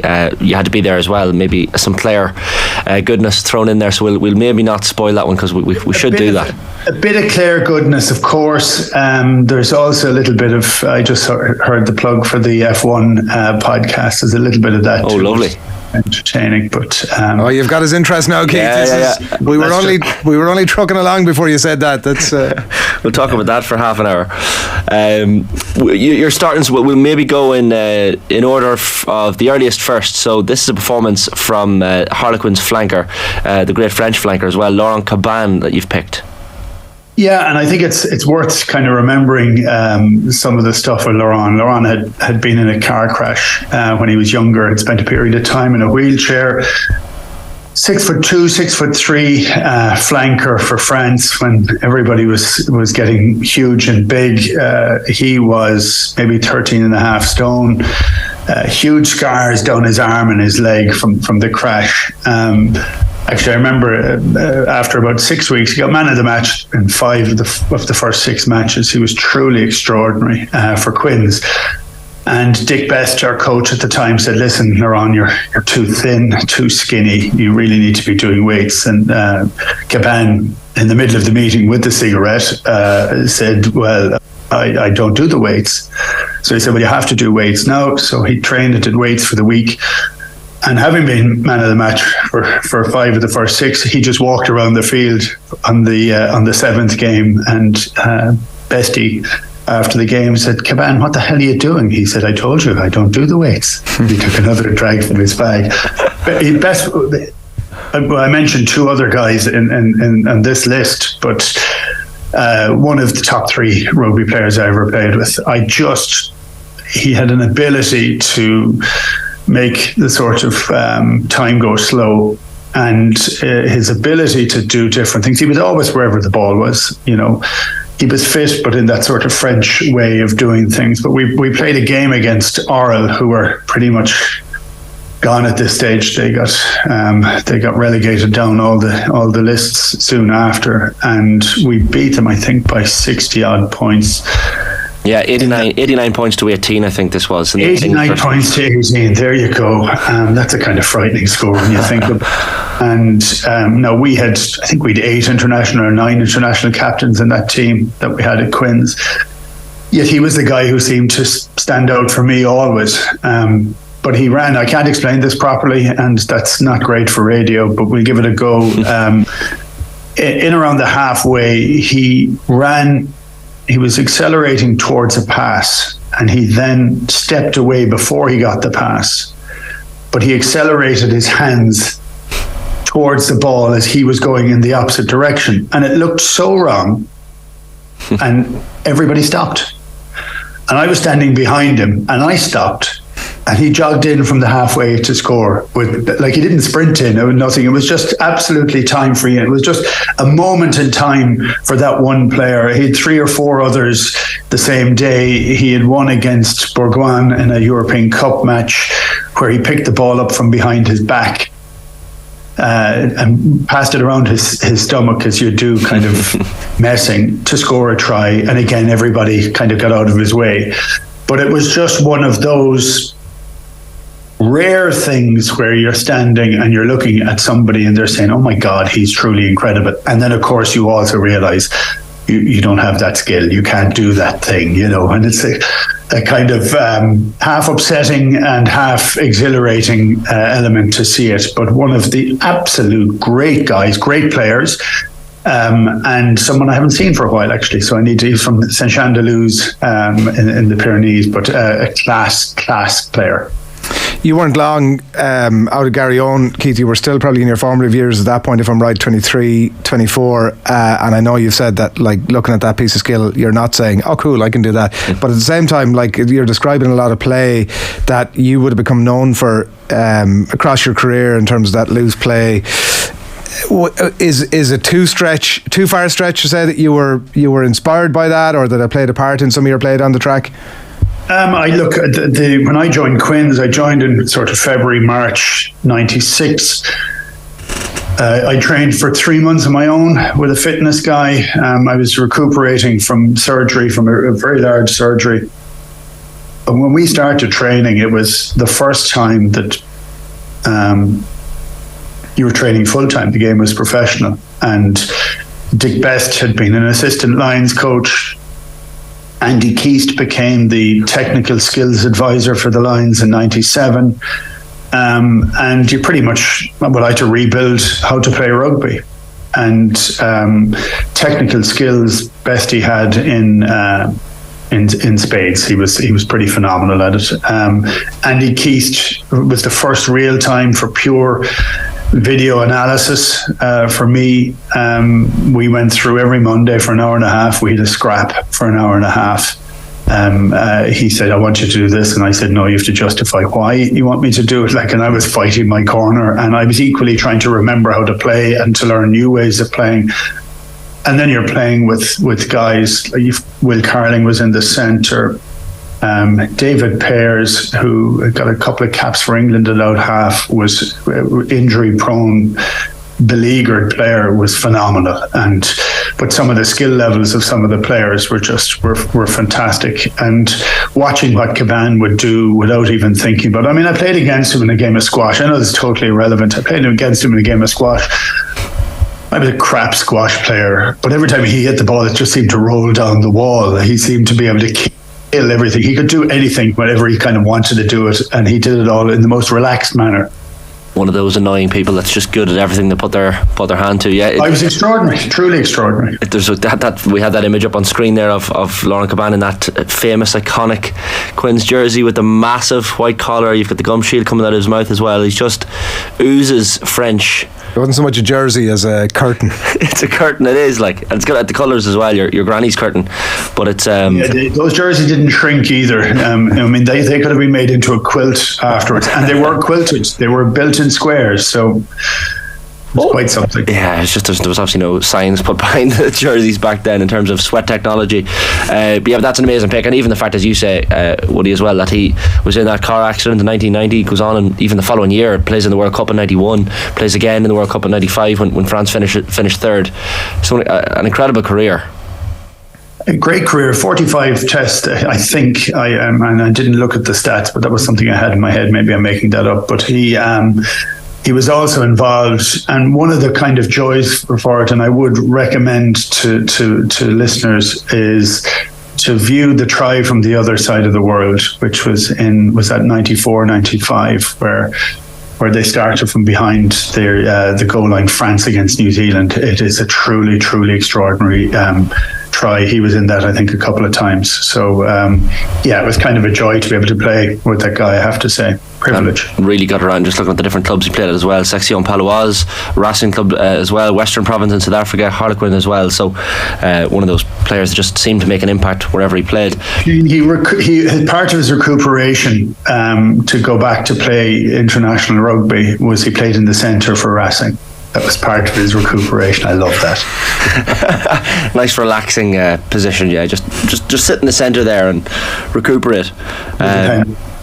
He's just, it's an extraordinary. I think it's 49 caps for France, 2 tries scored from 87 to 97, according to the stats I have in front of me, and played 6 times at the Five Nations as well, between 91 and 96, winning team, of course, in 1993. So Laurent Caban, brilliant career, and that's the game we're mentioning this morning, Harlequins against Orel in 1996. Your second pick then, Keith, for going in order, was in 1999-2000, that season.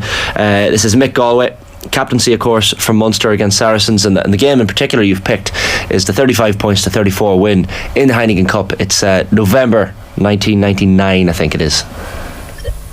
1999, and I wanted to pick this just for pure captaincy, actually. And we had, I think Munster were just beginning to change how they were viewing some of these games and these matches. Reminded of this fact during the week, I had a chat with Declan Kidney during the week. We were just kind of chatting through different things, but the attitude had started to change. You're suddenly beginning to win some games. But to be playing Sarries in Thomond, I don't know if this is entirely true, and my memory could be failing me on it, but I think after this match was the first time that Stand Up and Fight was sung by Brian O'Brien in the changing room. Right. I believe that to be the case. I'm not 100% certain on that. But it was a great game, like a really great game. Sarries had a cracking team. And it was a huge part of the Munster journey that was required, was to get these big wins against English teams, and you're at home and you don't want to lose, and everything's going well, and we're there or thereabouts, but it's so tight. The game is tight all the way, and I make a stupid mistake. I come out of the line to kind of smash somebody, and the ball's passed back inside, I think to Mark Mapletoft, and they score under the post. And it's a stupid try. It's one out of fatigue and thinking that you can maybe have an impact, and this is the opportunity rather than being fully coordinated. And it was at the sort of the start of the big defensive line, so that's when we were making those mistakes all the time, really, if we're honest. But I remember jogging back behind the post, and I was, Jesus Christ, this is entirely my fault. And there's 3 minutes to go in the game, and we've now gone 6 points behind. And, we're dead and buried pretty much. And Mick Galway, I remember it as clearly as if it was yesterday. He called everybody in and he said, right, forget about that. That's gone. This is what's going to happen. We're going to kick off. Roger's going to put the ball up into the air. We're going to catch it. Langford, you have to get the ball back. And we hold on to it until we get a penalty. Then we kick into touch, and we hold on to it until we get another penalty, and we kick it to 5 meters out. And then we're going to score from the resulting maul. And it was as if he'd seen it before, and every single part of it happened. So there was maybe 30 or 40 things had to happen, and every single one of them happened. And as each one happened, as we went up, it was at Langford, or maybe could have been Eddie Halvey, whichever one went up to get the ball. When that happened, a little bit more belief grew to what Gaelic had said was going to actually happen. So we got the ball, Rog kicked it into touch, we threw it into the line out, we won it. As in every step happened, you could just see the belief rising and rising and rising. And we got down to 5 yards from the line, and we had, I can't remember where we threw the ball into the line out, but anyway, from the ensuing one, we burrowed over for a try. And you burrowed over, didn't you? What? You burrowed over. I went over, yeah. And Nick Walsh, who used to be my scrum half the previous year in Quins, was now the scrum half, sub scrum half from Sarries, and I saw him, and I trained against him an awful lot, and I knew that a metre from the line, I was good for that 1 metre anyway. So, and I went back, and Rog had to kick the kick, and as it turned out, he didn't have to kick the kick, but he kicked it, and it brushed in off the post and in, and to absolutely delirious scenes, and part of that huge emotional wave that seemed to start with Munster. So I can remember that as clearly as clear. I mean, it was, and for me, and I always say this, that one of the things for captaincy is that you pick it up from other people, and you pick up whatever piece that you want to have, and you try and use whatever is appropriate at any moment in time. But for that time and in that moment in time, the clarity of thought for Mick Galway was perfect. And in my mind, it was under fatigue, with the last couple of minutes of a game, that was perfect captaincy. You're underplaying your own role in that, because you throw that ball to the line out, the half a maul sort of breaks down, Stringer goes in to try and get it. It's too subtle to see what's being said, but he makes an attempt to get it, and then you go in front of him and he quickly scuttles out of there. So there might have been a few words while that ball was been fought for between yourself and your teammate, and then you take it and you burrow over. Like, I mean, you are the one literally driving that entire thing. You do what you're told is the simple thing as well. And for Stringer, I didn't want Stringer anywhere near that, because Stringer as a 9 was the best passing 9, and he never thought of anything else apart once in his career against Biarritz. And he didn't think to kick, he didn't think to run, he thought to pass. I didn't want him anywhere near it. That ball was never going to the backs. That was only going to stay with the big lads in on it. So no, that was all. That was just a go away. There was no strategy in that. A more polite idea. It wasn't. I'm not overstating myself, because mine is one part of it, and it's only a small part of it. For me, it was the captaincy of following what the captain said, and having the clarity to say this is what we're going to do, and we never deviated from it. Do you, you're so associated with Munster and your time there was so brief, do you have any regrets about not spending more time at Munster? I don't really. I know that's kind of, it's hard. I spent a fair bit of time there from 92 to 95.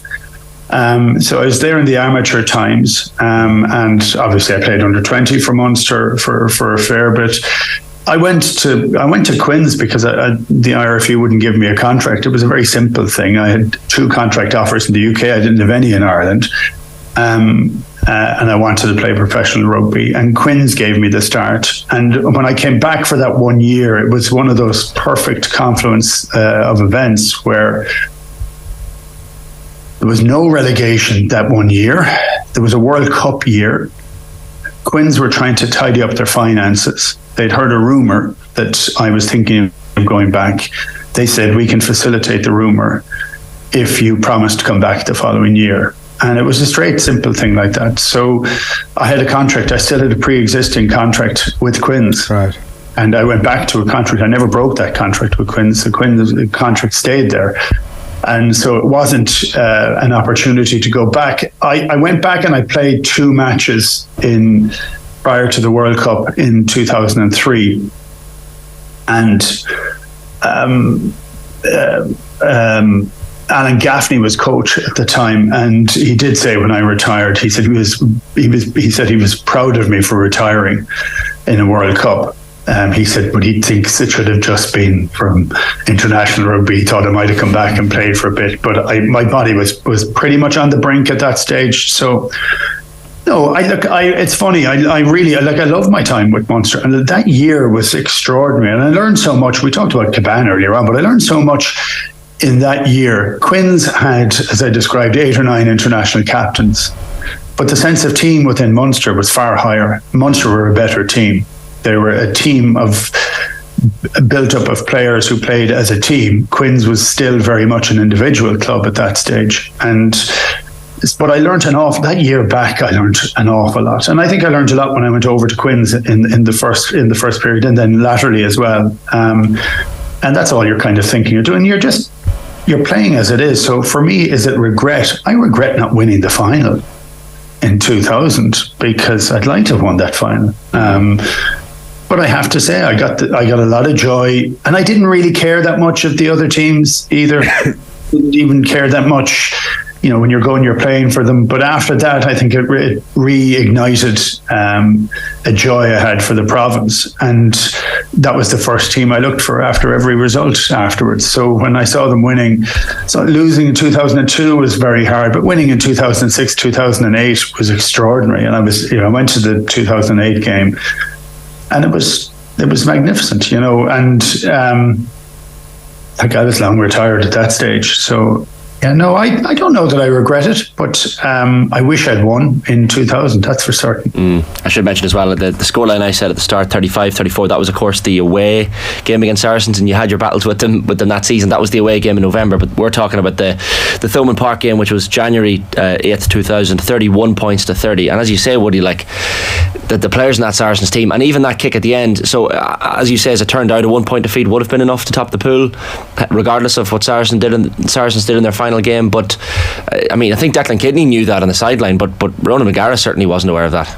No, and I think there was a great innocence to that moment in time too, as to, everybody knows the outcome of every game before it happens at this stage, but we were kind of too busy just going to go and play it. I had a great chat with Francois Pienaar lately. I can't remember whether Francois played that game. I think he did, but he said he doesn't have any good memories of coming over to Limerick. Every time he came over, somebody treated him with a high level of disrespect in the field, so which I think he wears that badge well too. 100%, and it's just one of those great. You look at that Munster team, incredible. The names on that list, even the young lads like O'Gara and Stringer, Horgan, Wallace, all 23 years or younger, and then you have, as you said, the veterans like Galway and Claw, Axel Foley as well. I mean, it's just such a brilliant team, and I think you were 66-1 outsiders, I read somewhere, to win the Heineken Cup that year. I know that there was the final disappointment, but there's that story of yourself, I think it was, and John Langford at the start of that season suggesting Munster should win every game in the season, and I think there might have been a few giggles or players that maybe weren't on the same wavelength of thinking as yourselves. Yeah, I think it was. I mean, I only kind of mentioned this, I think, because Raj said it in his book or one of those things. But it was an unusual time. It was also a slightly kind of don't say you're better than anybody else kind of attitude, and it was one of those things that kind of needed to go. Like I would have always, I'd always talk back on that period of time. It was funny because you want to play and you want to win every game. That wasn't necessarily the attitude. Yes, you wanted to win, but you didn't want to talk about it. That needed to break, definitely. But I think when Langford came along, like Langford had played a few times for Australia, but his attitude and attention to detail at training, for a guy who was tall, he was sort of 6'6" or so, very thin, very fit, very good in the line out, very good tackler, but didn't have a lot of the other skills. So he wasn't a very good ball carrier. He wasn't that shape. He wasn't very fast, even though he was incredibly fit.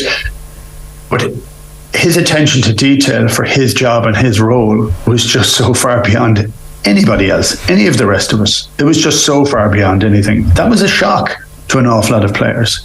So when he said anything at that stage, and this was a couple of weeks after training for the first time, they'd already seen that, wow, this guy's on a different level. And when he talked as well, it just became very different. And those leadership skills you picked up yourself when you later became captain as well, and that leads us nicely into the third pick, because it's Brian O'Driscoll, and it's a reasonably famous game, I think. Ireland 27, France 25. This was the Six Nations in March of 2000, and of course the 21-year-old Bod with a hat-trick of tries and planting himself in Irish rugby history and really launching himself into the arena of world renown, I guess. Keith, this was quite an incredible performance. It was an incredible performance. The last time Ireland had beaten France was 1972. It was a couple of days after I was born, I think, and so it was 28. It had been 28 years since we'd won there. 2 years previously, the papers had been writing about the fact that this was the first time a team was going to be beaten by 100 points in the Five Nations when we were going to France. We lost that game by 2 points. I think we lost the next game the year after in Dublin by a point. We'd been poor against France for a long time. And I remember that game very, very clearly, that it was the fastest opening 20 minutes. I can't remember the scores. I never remember those. I remember the emotions, actually. That's how I kind of think of things. And maybe the level of tiredness and fatigue that was there. But after 20 minutes, I was bollocksed. And I was running up to a line out that had been kicked out by France, and I was going to throw it in. So I was jogging up to it, and I was jogging up to it slowly. And I turned around, like they were a little bit in the lead, but not a huge amount. And we'd never survived that level of play before, that pace. That had always blown us away. And I remember standing up, picking up the ball. and my back was to everybody all the time. And I picked it up and I turned around to throw it into the line. And the only people that were there were Irish forwards. The French were all over the field, lying on the ground. They were wrecked as well. And I remember saying it and pulling the guys in at the time and just saying, lads, I think we have them. We have them here. I think we can. They're doubting themselves, and but that seems fantastic. And we win the game, and we won the game because Brian Driscoll scored a hat-trick of the most ludicrous standard of tries. Now, there were good running lines by players, and he didn't do it on his own. But it was the coming of age of a young guy, and I remember thinking on the field at the time, and I do remember it was a real-time feeling that actually we can do it because we had him there. And I often said this: if you took away the 3 tries from Draco that day, it was the best performance of any Irish rugby player ever anyway, notwithstanding the 3 tries, and he scores a hat-trick. And we win by 2 points. It isn't as if we coasted to victory. It was horrible. It was a horrible day. It was in terms of emotion. This trying to get the monkey off your back, trying to have that element. It required the most extraordinary brilliance of a young player, and we still only won by 2 points. That frightened me an awful lot. And the only upside for that is we backed it up the following year, and we beat them the following year as well. There was something wonderful that we had broken it, and then we backed it up. People tend to reflect on that at this remove as sort of the arrival of Brian O'Driscoll. But he'd obviously played games before that. He'd played 8 tests before it. He had only scored 1 try over that time against America in the World Cup. He'd been playing for Leinster under Matt Williams, and it was just interesting to note your point there about if he hadn't scored the tries, it still would have been an unbelievable performance. Was it a standout? Had you guys within the group started to talk about him or think about him that this might be in him, or was this a surprise to you? No, I remember the first time I saw him at a training session, and I've said this before, but he turned up. He was kind of spotty kid with the thickest pair of glasses I've ever seen, and I thought he was. Paddy O'Reilly would often bring young fellas in to help him, and I thought he was a young fella in to help Rala. I didn't know anything about him. I'd been living in the UK. The first time I think I saw him was in the summer of '99, maybe. And I'd been in the UK, and I hadn't heard anything about him. I didn't recognise anything until he trained, and then he trained. As I mentioned, Langford beforehand. Langford trained that way because of a lifetime of experience. Draco trained that way because he was a kid with a different standard, and he was extraordinary. I just can't get that image out of my head of him walking in with the glasses and thinking he's helping out the kit man. That's like, it sums up how young he must have looked and how fresh he must have looked coming into that team. Even that image, Keith, of the French players sprawled out, it's almost like you're describing a Caravaggio painting of just complete despair in the French ranks. Well, I remember describing, I was lying on the ground again when Draco scored the hat-trick, the 3rd try, and I described it as the punch that Ali never threw. Like it was almost nobody could lay a hand on him, and it was operating differently. There's people making a bit of an effort to tackle him, but they're not even in the same postcode. As you said, there were other good performances. Even I was watching back the first try there last night, and Mallow Kelly has some beautiful skill, lovely little skip pass involved in that, and even yourself, you drew in Martel Masso, who I think was your opposite number that day. So that opening try was brilliantly worked, and even David Humphrey's performance as well. He nails the penalty from 40 metres out to I guess clinch the game. He had a couple of dodgy drop goal attempts after that, but it's amazing how there were other brilliant performances just completely overshadowed by what Brian did that day. Yeah, I think so. And if ever there's a guy that lived up to the hype afterwards, it was Draco. And that was him launching on the world stage, and he then backed it up for another 10 or 12 years after it. Yeah, your penultimate pick, Keith, is Zinzan Brooke. His last game, Harlequins versus Bath, 2001. This is a slightly alternative one. Zinny joined Quins at the very end of his career. He was past it. He was not as fit as he had been, a bit overweight. He still was like a kid. He trained first out, practicing every kick he could possibly do, and he was last in for every single training session. He loved the game. He loved the sport. He loved the competition. So it marked the end of him. I don't know if this was his last game, but it was one of his last games. We were down in the Rec in Bath, a place that we'd never won. I don't think Quins had won there I don't know if they'd ever won there, but they hadn't won there for 20 odd years anyway. And with 25 minutes to go, Zinny was gone, right? He was knackered. There was, he'd no energy. He was walking around the field at this stage. And for some strange reason, Bath, we were on the 22, and Bath were on a huge, we were defending on a huge drive, and so they did a switch pass to hit one of the centres to run a really, really good hard line. And Zinny hit him, probably be a high tackle now, but across the chest at full tilt, but not like a heavy hit, falling into it, right? And he absolutely caved the centre. And there was a ruck, went over it, and they went across the field, they went over and back. And in that period of time, it took Zinny maybe 60 seconds to stand up again. And they did another switch, and he'd only just got back onto his feet, and they ran at him again. And he absolutely killed one of the flankers this time. And the third play, another 4 phases later, they did the exact same thing, and Zinny killed them again on the third time. And he had that moved off that one step. It had taken him the whole time to get up to do it. And when everybody piled in over, the ball was spilt down. We were getting ready to go into the scrum. And I'm ready to hit the scrum. And I said, hang on, ref, just give me a second. I need to get my flanker, because Zinny was playing wing forward that day.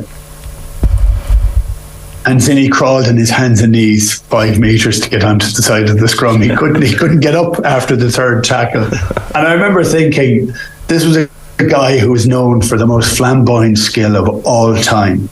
And he was taken off immediately after that. I mean, he couldn't walk after it. And it was at the full end of his career. But he had huge highs in his career. And he would have been known for his tackling. But he was known for his outrageous skill beforehand, but at that moment and in that time, he was the key component to take the wind out of Bath's sails, and we beat them for the first time in whatever it was, 20 years. And for me, I just think it was a joy that I got to play with someone like him. And I never saw him at his best. I did playing against him.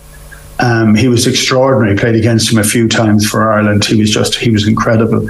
But I do kind of cherish that fact that I got that chance to play with some of those greats. I think we picked you picked your best 15 you played against, I think it was, and certainly Zinzan Brooke was given the nod in that one. And it's just, he strikes me as one of these people, Keith, like as you say, a real hard man on the pitch, but total gentleman off it.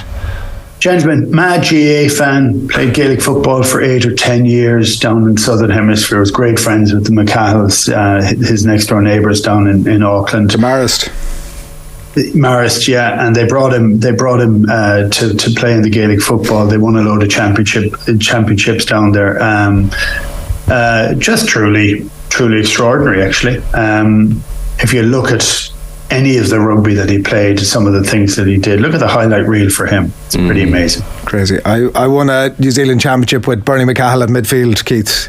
Did you really? My claim to fame, yeah. I mean, I won the New Zealand championship because Bernie McCahill was at midfield.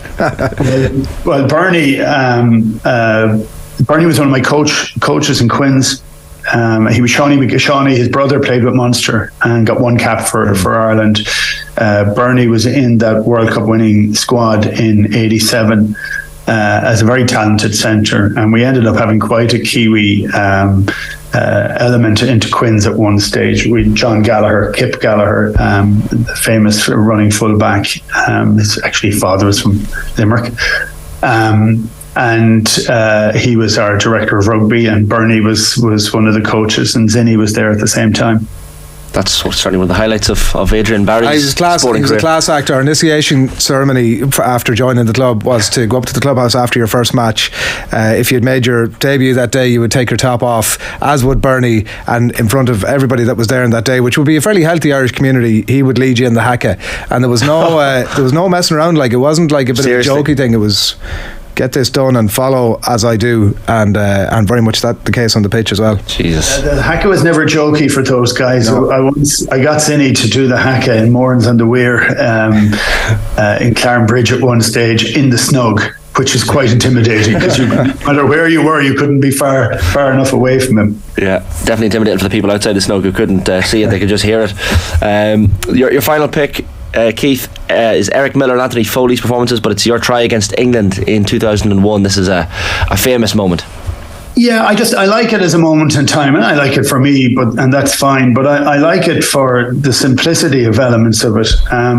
That's 2001 foot and mouth game, but we'd used that line out about 3 years before, and what we'd started doing at that stage, we had about 250 line out moves, and we tried to simplify it down, and we might use 10 or 15 for any particular game, so that you could chop and change them from one game to the next, so that opposition wouldn't have known exactly what you were doing.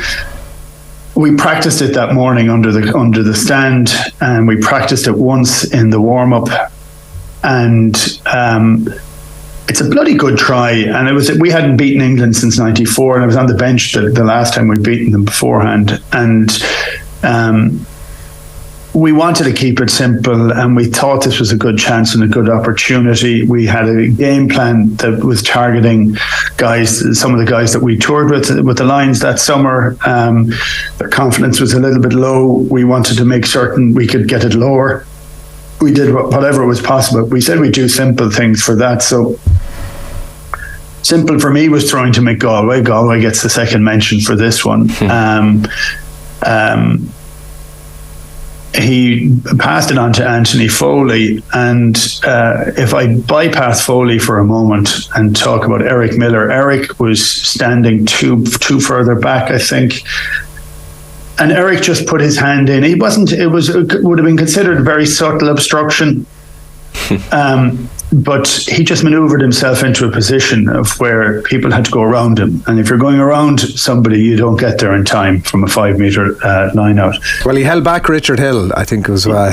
He did. Yeah, and holding back Richard Hill is never a bad thing, because Hilly was in that best 15 as well, if I remember rightly. Hilly was absolute class. But it was Foley got the ball, and it was the way Foley passed the ball. It wasn't passed, it was left. It was just left in the air. Now that's so difficult to do when you're under pressure. So there was no weight on the ball. The ball just happened to be, it was just there. And so you could run that way, or that way. You could run any direction. You didn't have to deviate because the ball wasn't going anywhere. It was just kind of floating or resting in the air. It's a perfect pass. Yeah, because I think no matter how many times you practiced it that morning or whatever, but like, you don't break stride whatsoever. It's the deftness and the delicateness, the soft hands from Axel. Like, he literally couldn't have been a more perfect pass. Well, if I slow down, I don't score. Yeah, that's the other thing. So if I have to deviate, I don't score. And so no, it doesn't mean we don't score. We might rock it over and score then afterwards, but I don't score that directly. The key to it is not having to adjust at all, and it's just that ball floating in space. It was magic. Do you remember the moments immediately after the try? Because obviously the crowd are going absolutely berserk. Commentary team are losing it as well. But can you take yourself back there at the speed of thought, or is it just all a blur? No, it's not. For me, it's a joy. It's a joy of scoring, and I'm going to say it's not selfish. It's not of me scoring, and people might dispute that or not, but it isn't. It's you're scoring, right? And I can tell you there was an awful lot of hurt in around that period of time because we hadn't won. We were trying to, get our act together. It was very difficult. you just want to get back, and the old adage in rugby of the score isn't over until you've collected the ball from the kickoff and got back down the field again, and it's all then about your concentration of the next thing. But I will tell you that the noise in Old Lansdowne Road in particular was just of such a level, such a cacophony of sound, of a high and a low. There was a kind of a pulsing energy to that stadium. I mean, it was fantastic. I met a couple of guys who told me afterwards that they climbed in over the fence and dug up that part of the ground and started their garden on that area where we scored. I don't know whether it was true or not, but it was a good story. Probably true at that time. Yeah. So when you take that ball, as you say, when you're coming around the corner and it's hanging in the air, and Neil Back is lining himself up for you, he didn't stand a chance. He sort of almost, because the force you were running at him, he almost had no option but to roll you over the line. And I think might have been Wilkinson was sort of standing there as well. How quickly in that coming around the corner, ball suspended in the air, did you think, I'm in? I never thought it until you're over the line. And I used practice, carrying the ball at pace all the time. I would have always said it was the hand-eye coordination. I got that a bit from hurling, definitely. And that's, again, the joy of a perfect pass, but also the idea to be able to catch it without having to slow down. That would have been a strength.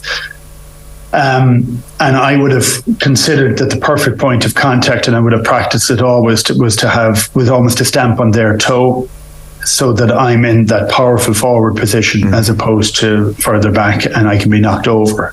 So my centre of gravity needs to be pretty much over my hip on the point of contact, so that you can bounce off it or not.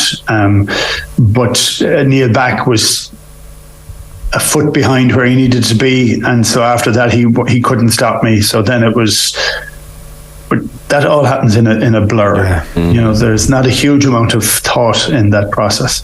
I think I'm right in saying as well, it was a special day for you overall, because you'd overtaken Ken Kennedy as Ireland's most capped hooker that day, and I think Tom Kiernan, the captaincy record went as well. So a number of things for that reason. That day was special for you. I never knew any of those.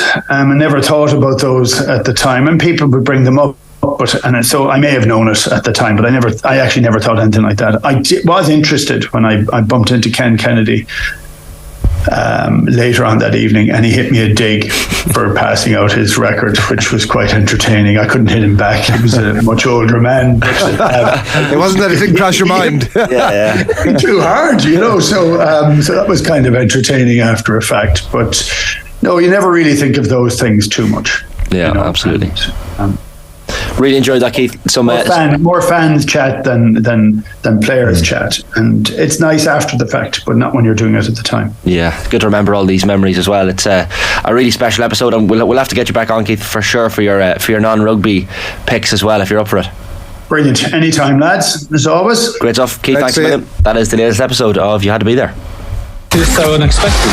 It's one of those you had to be there moments. You had to be there. It subsequently genuinely did change everything about my life. You had to be there. Yeah, it's 9:36 a.m. It is Wednesday's OTB AM, the sports breakfast show from Off the Ball. On tomorrow's show, Ger will be back with myself. We're live with Sue Ronan. She's reacting to Vera Pauw's Republic of Ireland World Cup squad, which will be named officially around about 11 a.m. this morning, or maybe just before. The Roscommon manager Davy Burke will join us in studio to discuss the season just gone, of course, the disappointment of being knocked out by Cork last weekend. Our latest Irish rugby depth chart as well. This time it's Alison Miller's back three picks and plenty more besides. Right now, we have Matt Slater of The Athletic on the increasing Saudi influence on football. Thanks a million, Adrian, for your help this morning. Have a wonderful Wednesday. Hello. Hi, how are you?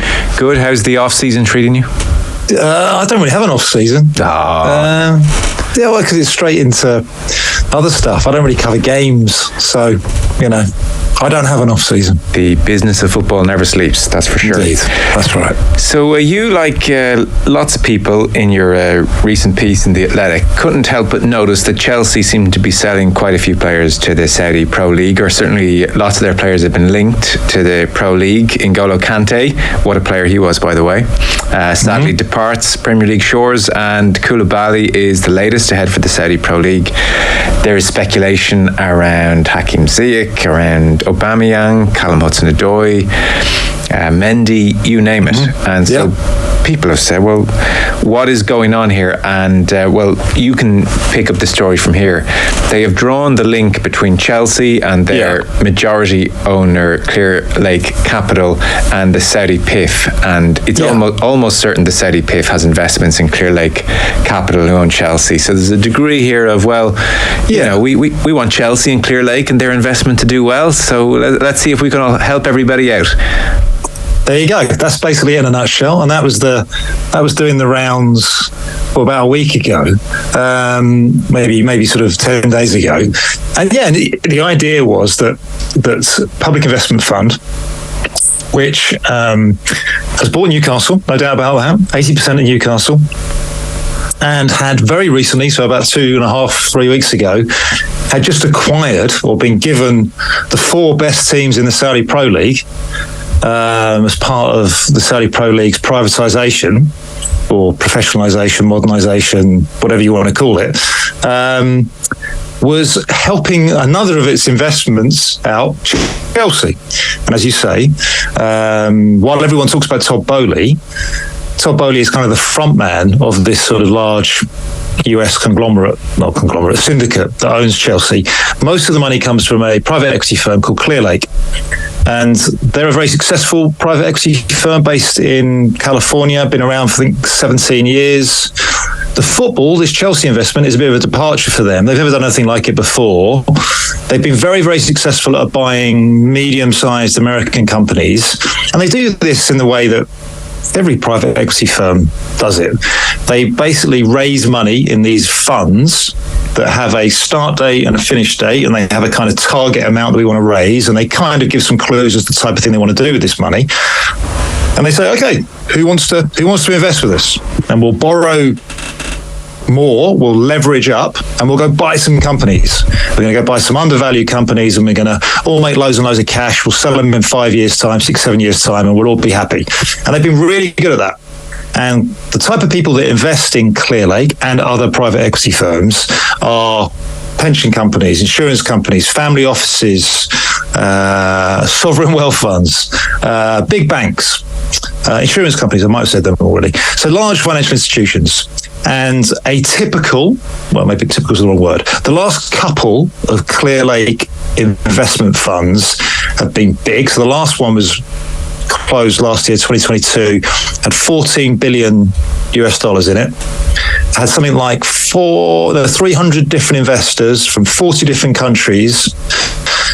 No one can have more than 5%. That's quite important. So no single investor can have more than 5% in a fund, and the average is about 1%. Now, they're closing the title, private equity. They don't really discuss who's in, who's out, right?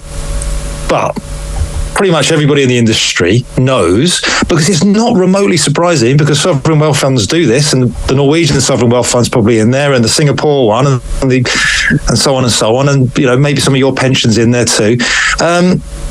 I've almost certainly invested in Clearlake funds. PIF have almost certainly invested, because, like I say, Clearlake have been doing well.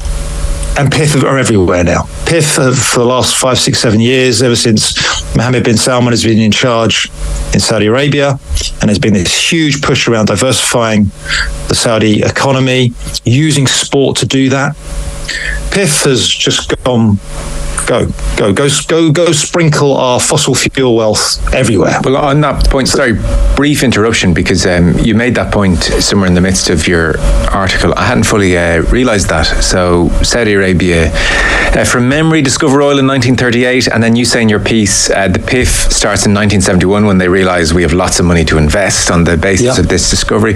I hadn't fully appreciated it's only as of 2014 that the PIF was given permission to invest in overseas firms. Exactly. So people are saying, why is it now all of a sudden like I can't cross the road without Saudi Arabia hitting me in the face? It's only we're a decade into them being allowed to invest in overseas firms. Yeah, they've been. Here's a surprise. They've been very conservative with their money. So PIF, as sovereign wealth funds go, have been really boring. It wasn't very big. There are other wealth funds in Saudi Arabia. That one in particular basically used some of the oil money to invest in purely Saudi projects. And again, this idea around diversifying the Saudi economy. So trying to get some, a bit of a one-trick pony, Saudi Arabia. It's an amazing pony, but it's not the most broad-brush, sophisticated modern economy, and that's very much the story in the entire region, and very much the story around MBS about what he wants to do with his vision for the country. So PIF's remit changed and now starts to behave more like Norway's sovereign wealth fund, which it owns a little bit of every major company in the world. So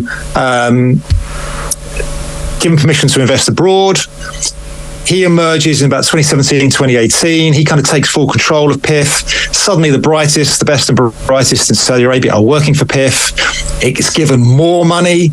There's a little bit of pinching money from other people, which we don't want to go too much into a story about MBS, but this PIF fund just grows and becomes Saudi Arabia's its pension fund, this great big endowment fund for all the good things that MBS wants to do for Saudi Arabia.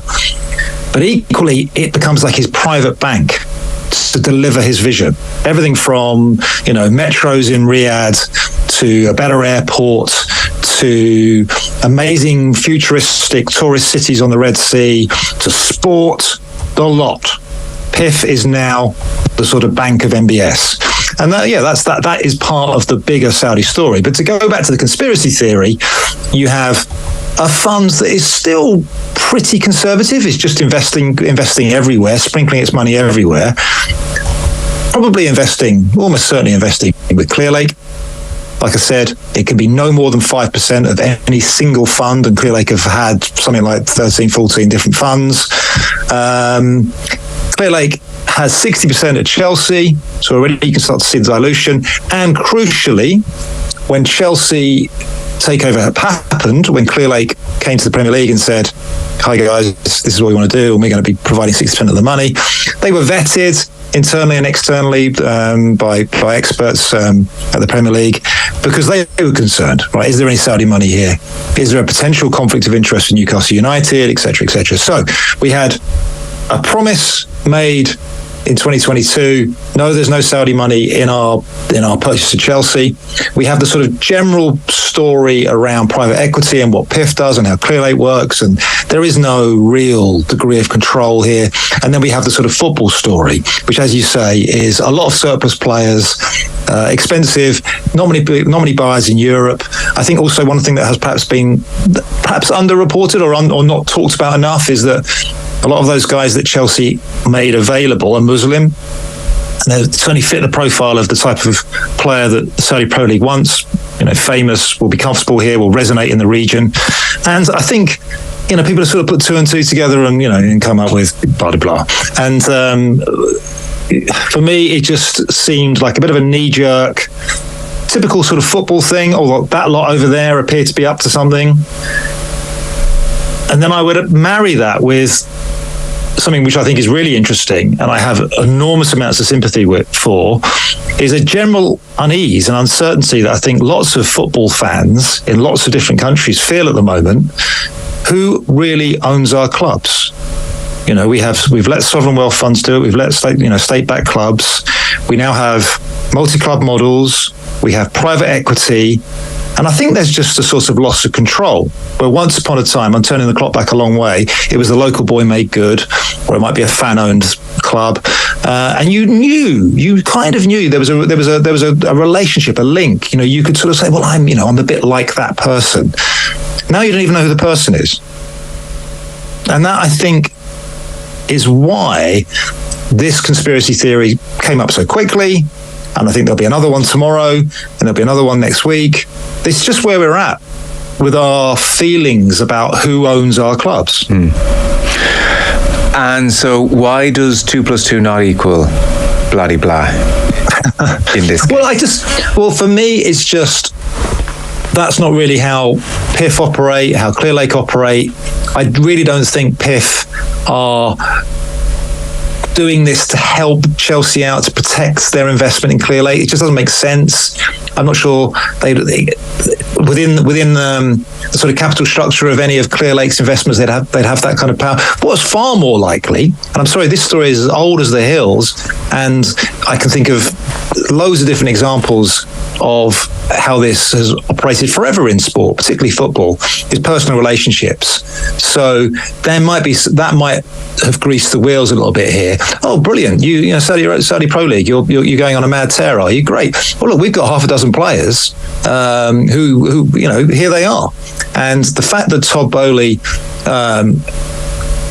not only, you know, has this relationship with clearly, but he has a property business called Kane International, that one of the other directors at Chelsea works for too, called Jonathan Goldstein. Last year, independent of Chelsea, independent of Clear Lake, they actually did a joint venture with PIF in a luxury hotel brand in the region. So there are personal contacts. So again, one of the reasons the conspiracy theory kind of really blew up was because that Bowley was in Saudi Arabia a couple of weeks ago doing Todd Bowley business, but he also managed to sort of stop some pictures with Saudi football officials. So look, I totally understand where it came from. I just don't think it makes business sense. And I also think that if PIF really wanted to help a football team out, they'd help Newcastle out, which is why I think the Ruben Neves story is a potentially better story. You know, he's a more interesting purchase by the Saudi Pro League anyway, in that he is young and very desirable. Other European teams would love to have him, and yet he's chosen to go. If he were, as has been suggested, and no one's owning up to this one at all, in fact they're denying it, but if he were to be loaned back at a very mates rate to Newcastle United, well, that would make a lot more sense. That would, you know, red flags, away we go. The Chelsea link just seems tenuous to me, and I also think it was a little bit. Well, hold on a minute. We've got this story of half a dozen guys that might go. Here we are. It's like almost 9 days on since I wrote the piece. Kante went, but don't forget Chelsea wanted to keep Kante, and that was a free transfer. Chelsea didn't want to lose him; they just lost him on wages. Koulibaly has gone. The others haven't gone yet. Yeah, and yet other clubs who have nothing to do with PIF or Clear Lake, they're going to sell players to the Saudi Pro League as well. Okay. Well, that's fair enough.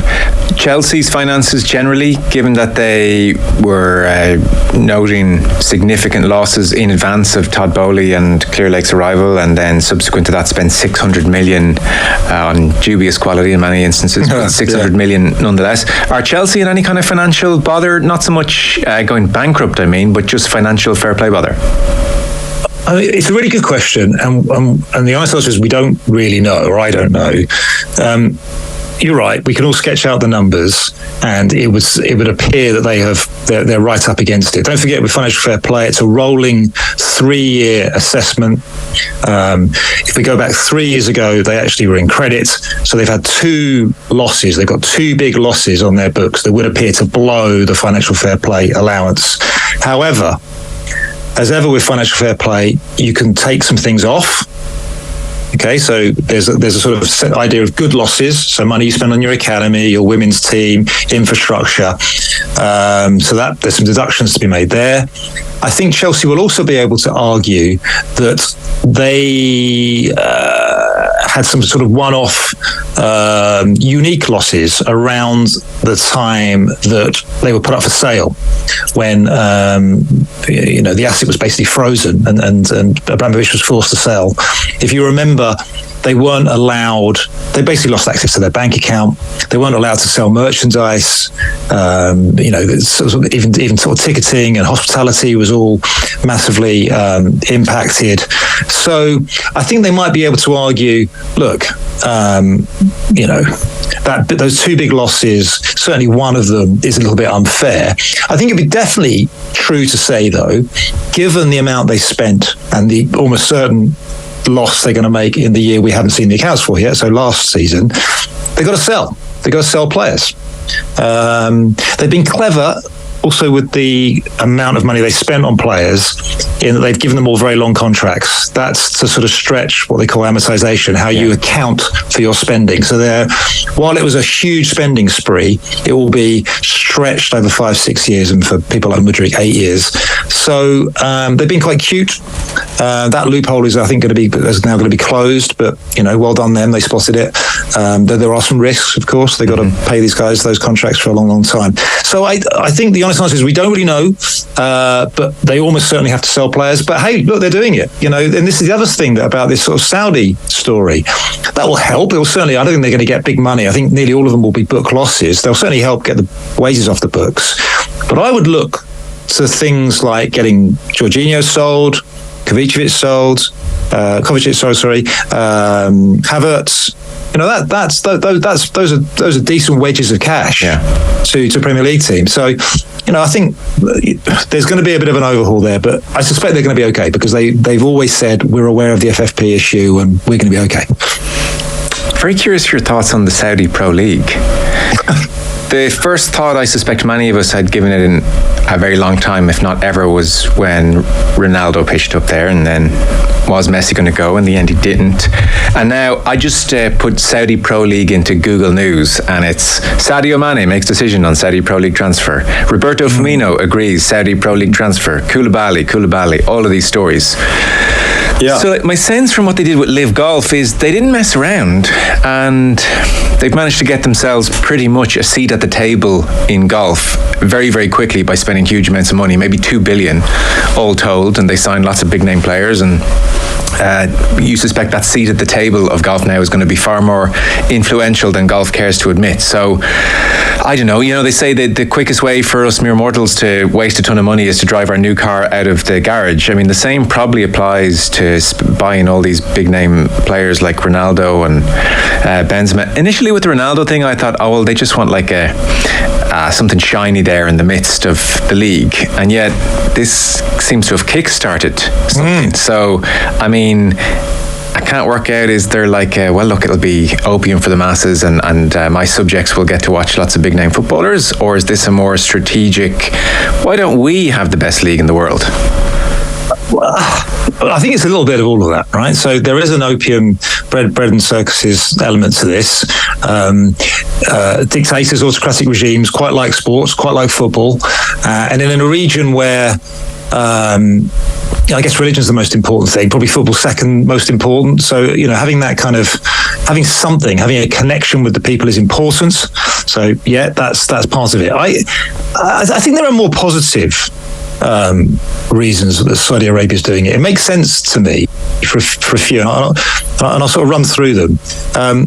One, they really like football. It's not, for me, contrived or forced in a way that I often felt it was in Qatar.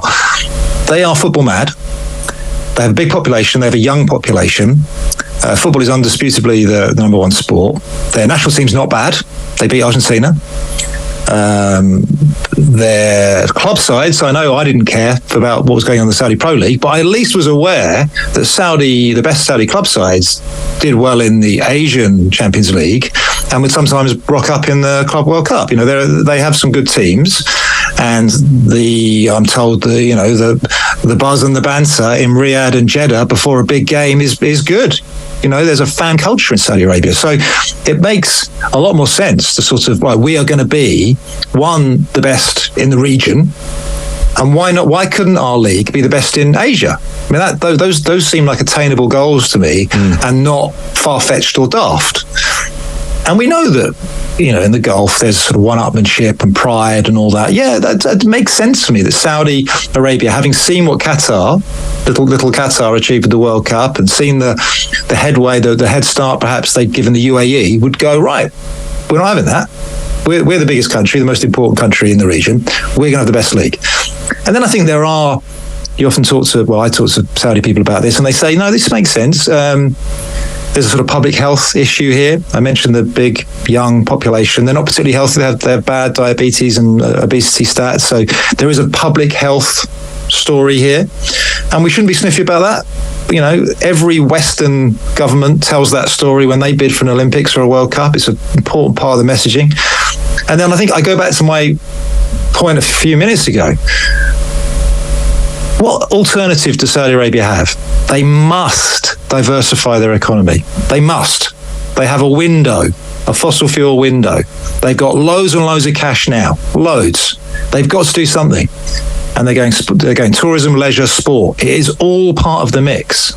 So we know about the F1 races. We know about golf, as you've mentioned, WWE, the boxing, tennis next. They are going all in on sport. So when I see the Saudi Pro League, like everybody else, I'm thinking North American Soccer League. Yeah. I'm thinking PACA and the cricket, the World Series of Cricket. I'm thinking, all the kind of where you throw money at it, you try and get some attention. The Chinese Super League, all of those. There's definite risk of that. But I do see a plan. I see a rationale. They've definitely got the cash, the ambition. I think they've got some serious hurdles to get over. It's not going to be for everyone. I think it was really interesting that Messi went to Miami and he talked about it being the sort of family issues being part of it, kind of quality of life, what his wife and family wanted to do. I think that's going to be an issue. Certain players just won't fancy it. I think the overall quality of the league is really poor. I was talking to some analysts who measure these things, and prior to this wave of players going there, but after Ronaldo, they had the Saudi Pro League as about the 50th best league in the world. 50. I mean, that's, and nowhere near the best league in Asia. Japan was the best league in Asia. Now Ronaldo's talking about, we're going to be top 5. They're talking more privately, we can be top 10 in 2030-ish. Okay. We shall see, right? We shall see. Yeah. No, it all makes sense. It's a fascinating answer. You've explained all that so well. So best of luck with the next question. I can't help but notice Manchester United hasn't been sold yet. We talked about that about 6 months ago. And I felt at that time there was a great sense of urgency. It's like round 2 of bidding this Friday, Matt. This will be wrapped up by Tuesday. Yeah. If I gave you that impression, I apologise. No, you didn't. You didn't. No. I think the sense was just hang on here. Yeah. Will the Glazers sell it all? Yeah, good. Well, look at me. How clever I was. I'm struggling to maintain interest in this story. Same. Yeah. I know it's important. My bosses keep telling me it's important. But I've got to the point now where I'm just waiting for the press release. I'll be happy with that. The idea that there's a sort of live story here and we have to chase every avenue. No, it's become a saga, and the clues were all there at the beginning. Go back to the original press release. We're going to explore strategic alternatives. We may end up just doing nothing. They obviously don't put it that way, but all the clues are there. They really wanted to whip up an auction. That kind of Chelsea, 4 big guys going for it with a proper deadline. That didn't happen. They very quickly realised they had 2, and you had Qataris, who all their messaging, the sensible people, not necessarily people shouting on social media, we're going to be disciplined. We are tired of people thinking we're just daft Arabs and we're going to throw money at this.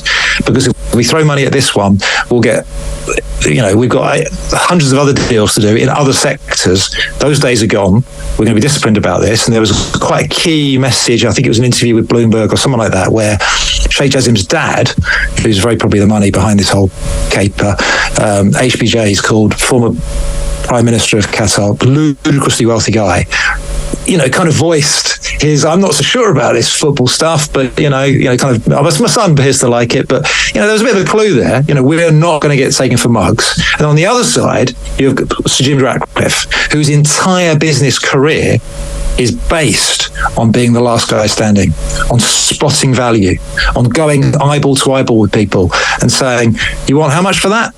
Right, you can have this much. And I will walk. And he has built his Ineos is basically about 30 different businesses where he's done this again and again and again, just bolting them on. Right. So it was a bit of a nightmare for the guys running the auction. Oh, God, these two. Which is why we've had these ludicrous rounds of trying to get them, inching them up to this number that they promised the Glazers that they're not going to attain. And then, so that's the problem, if you like, on one side. And then on the selling side, do they really want to sell all of them? Some of the family do, but not all of them. Do they want to sell right now? If they don't get the number they had in their mind, will they wait? Do they get bothered by protests like there was outside the mega store today? No. Have they ever been bothered by anything? They live in Florida. They don't have much to do with the club. So OTB AM with Gillette Labs. Get the ultimate shave or your money back. Neon Night Edition available now.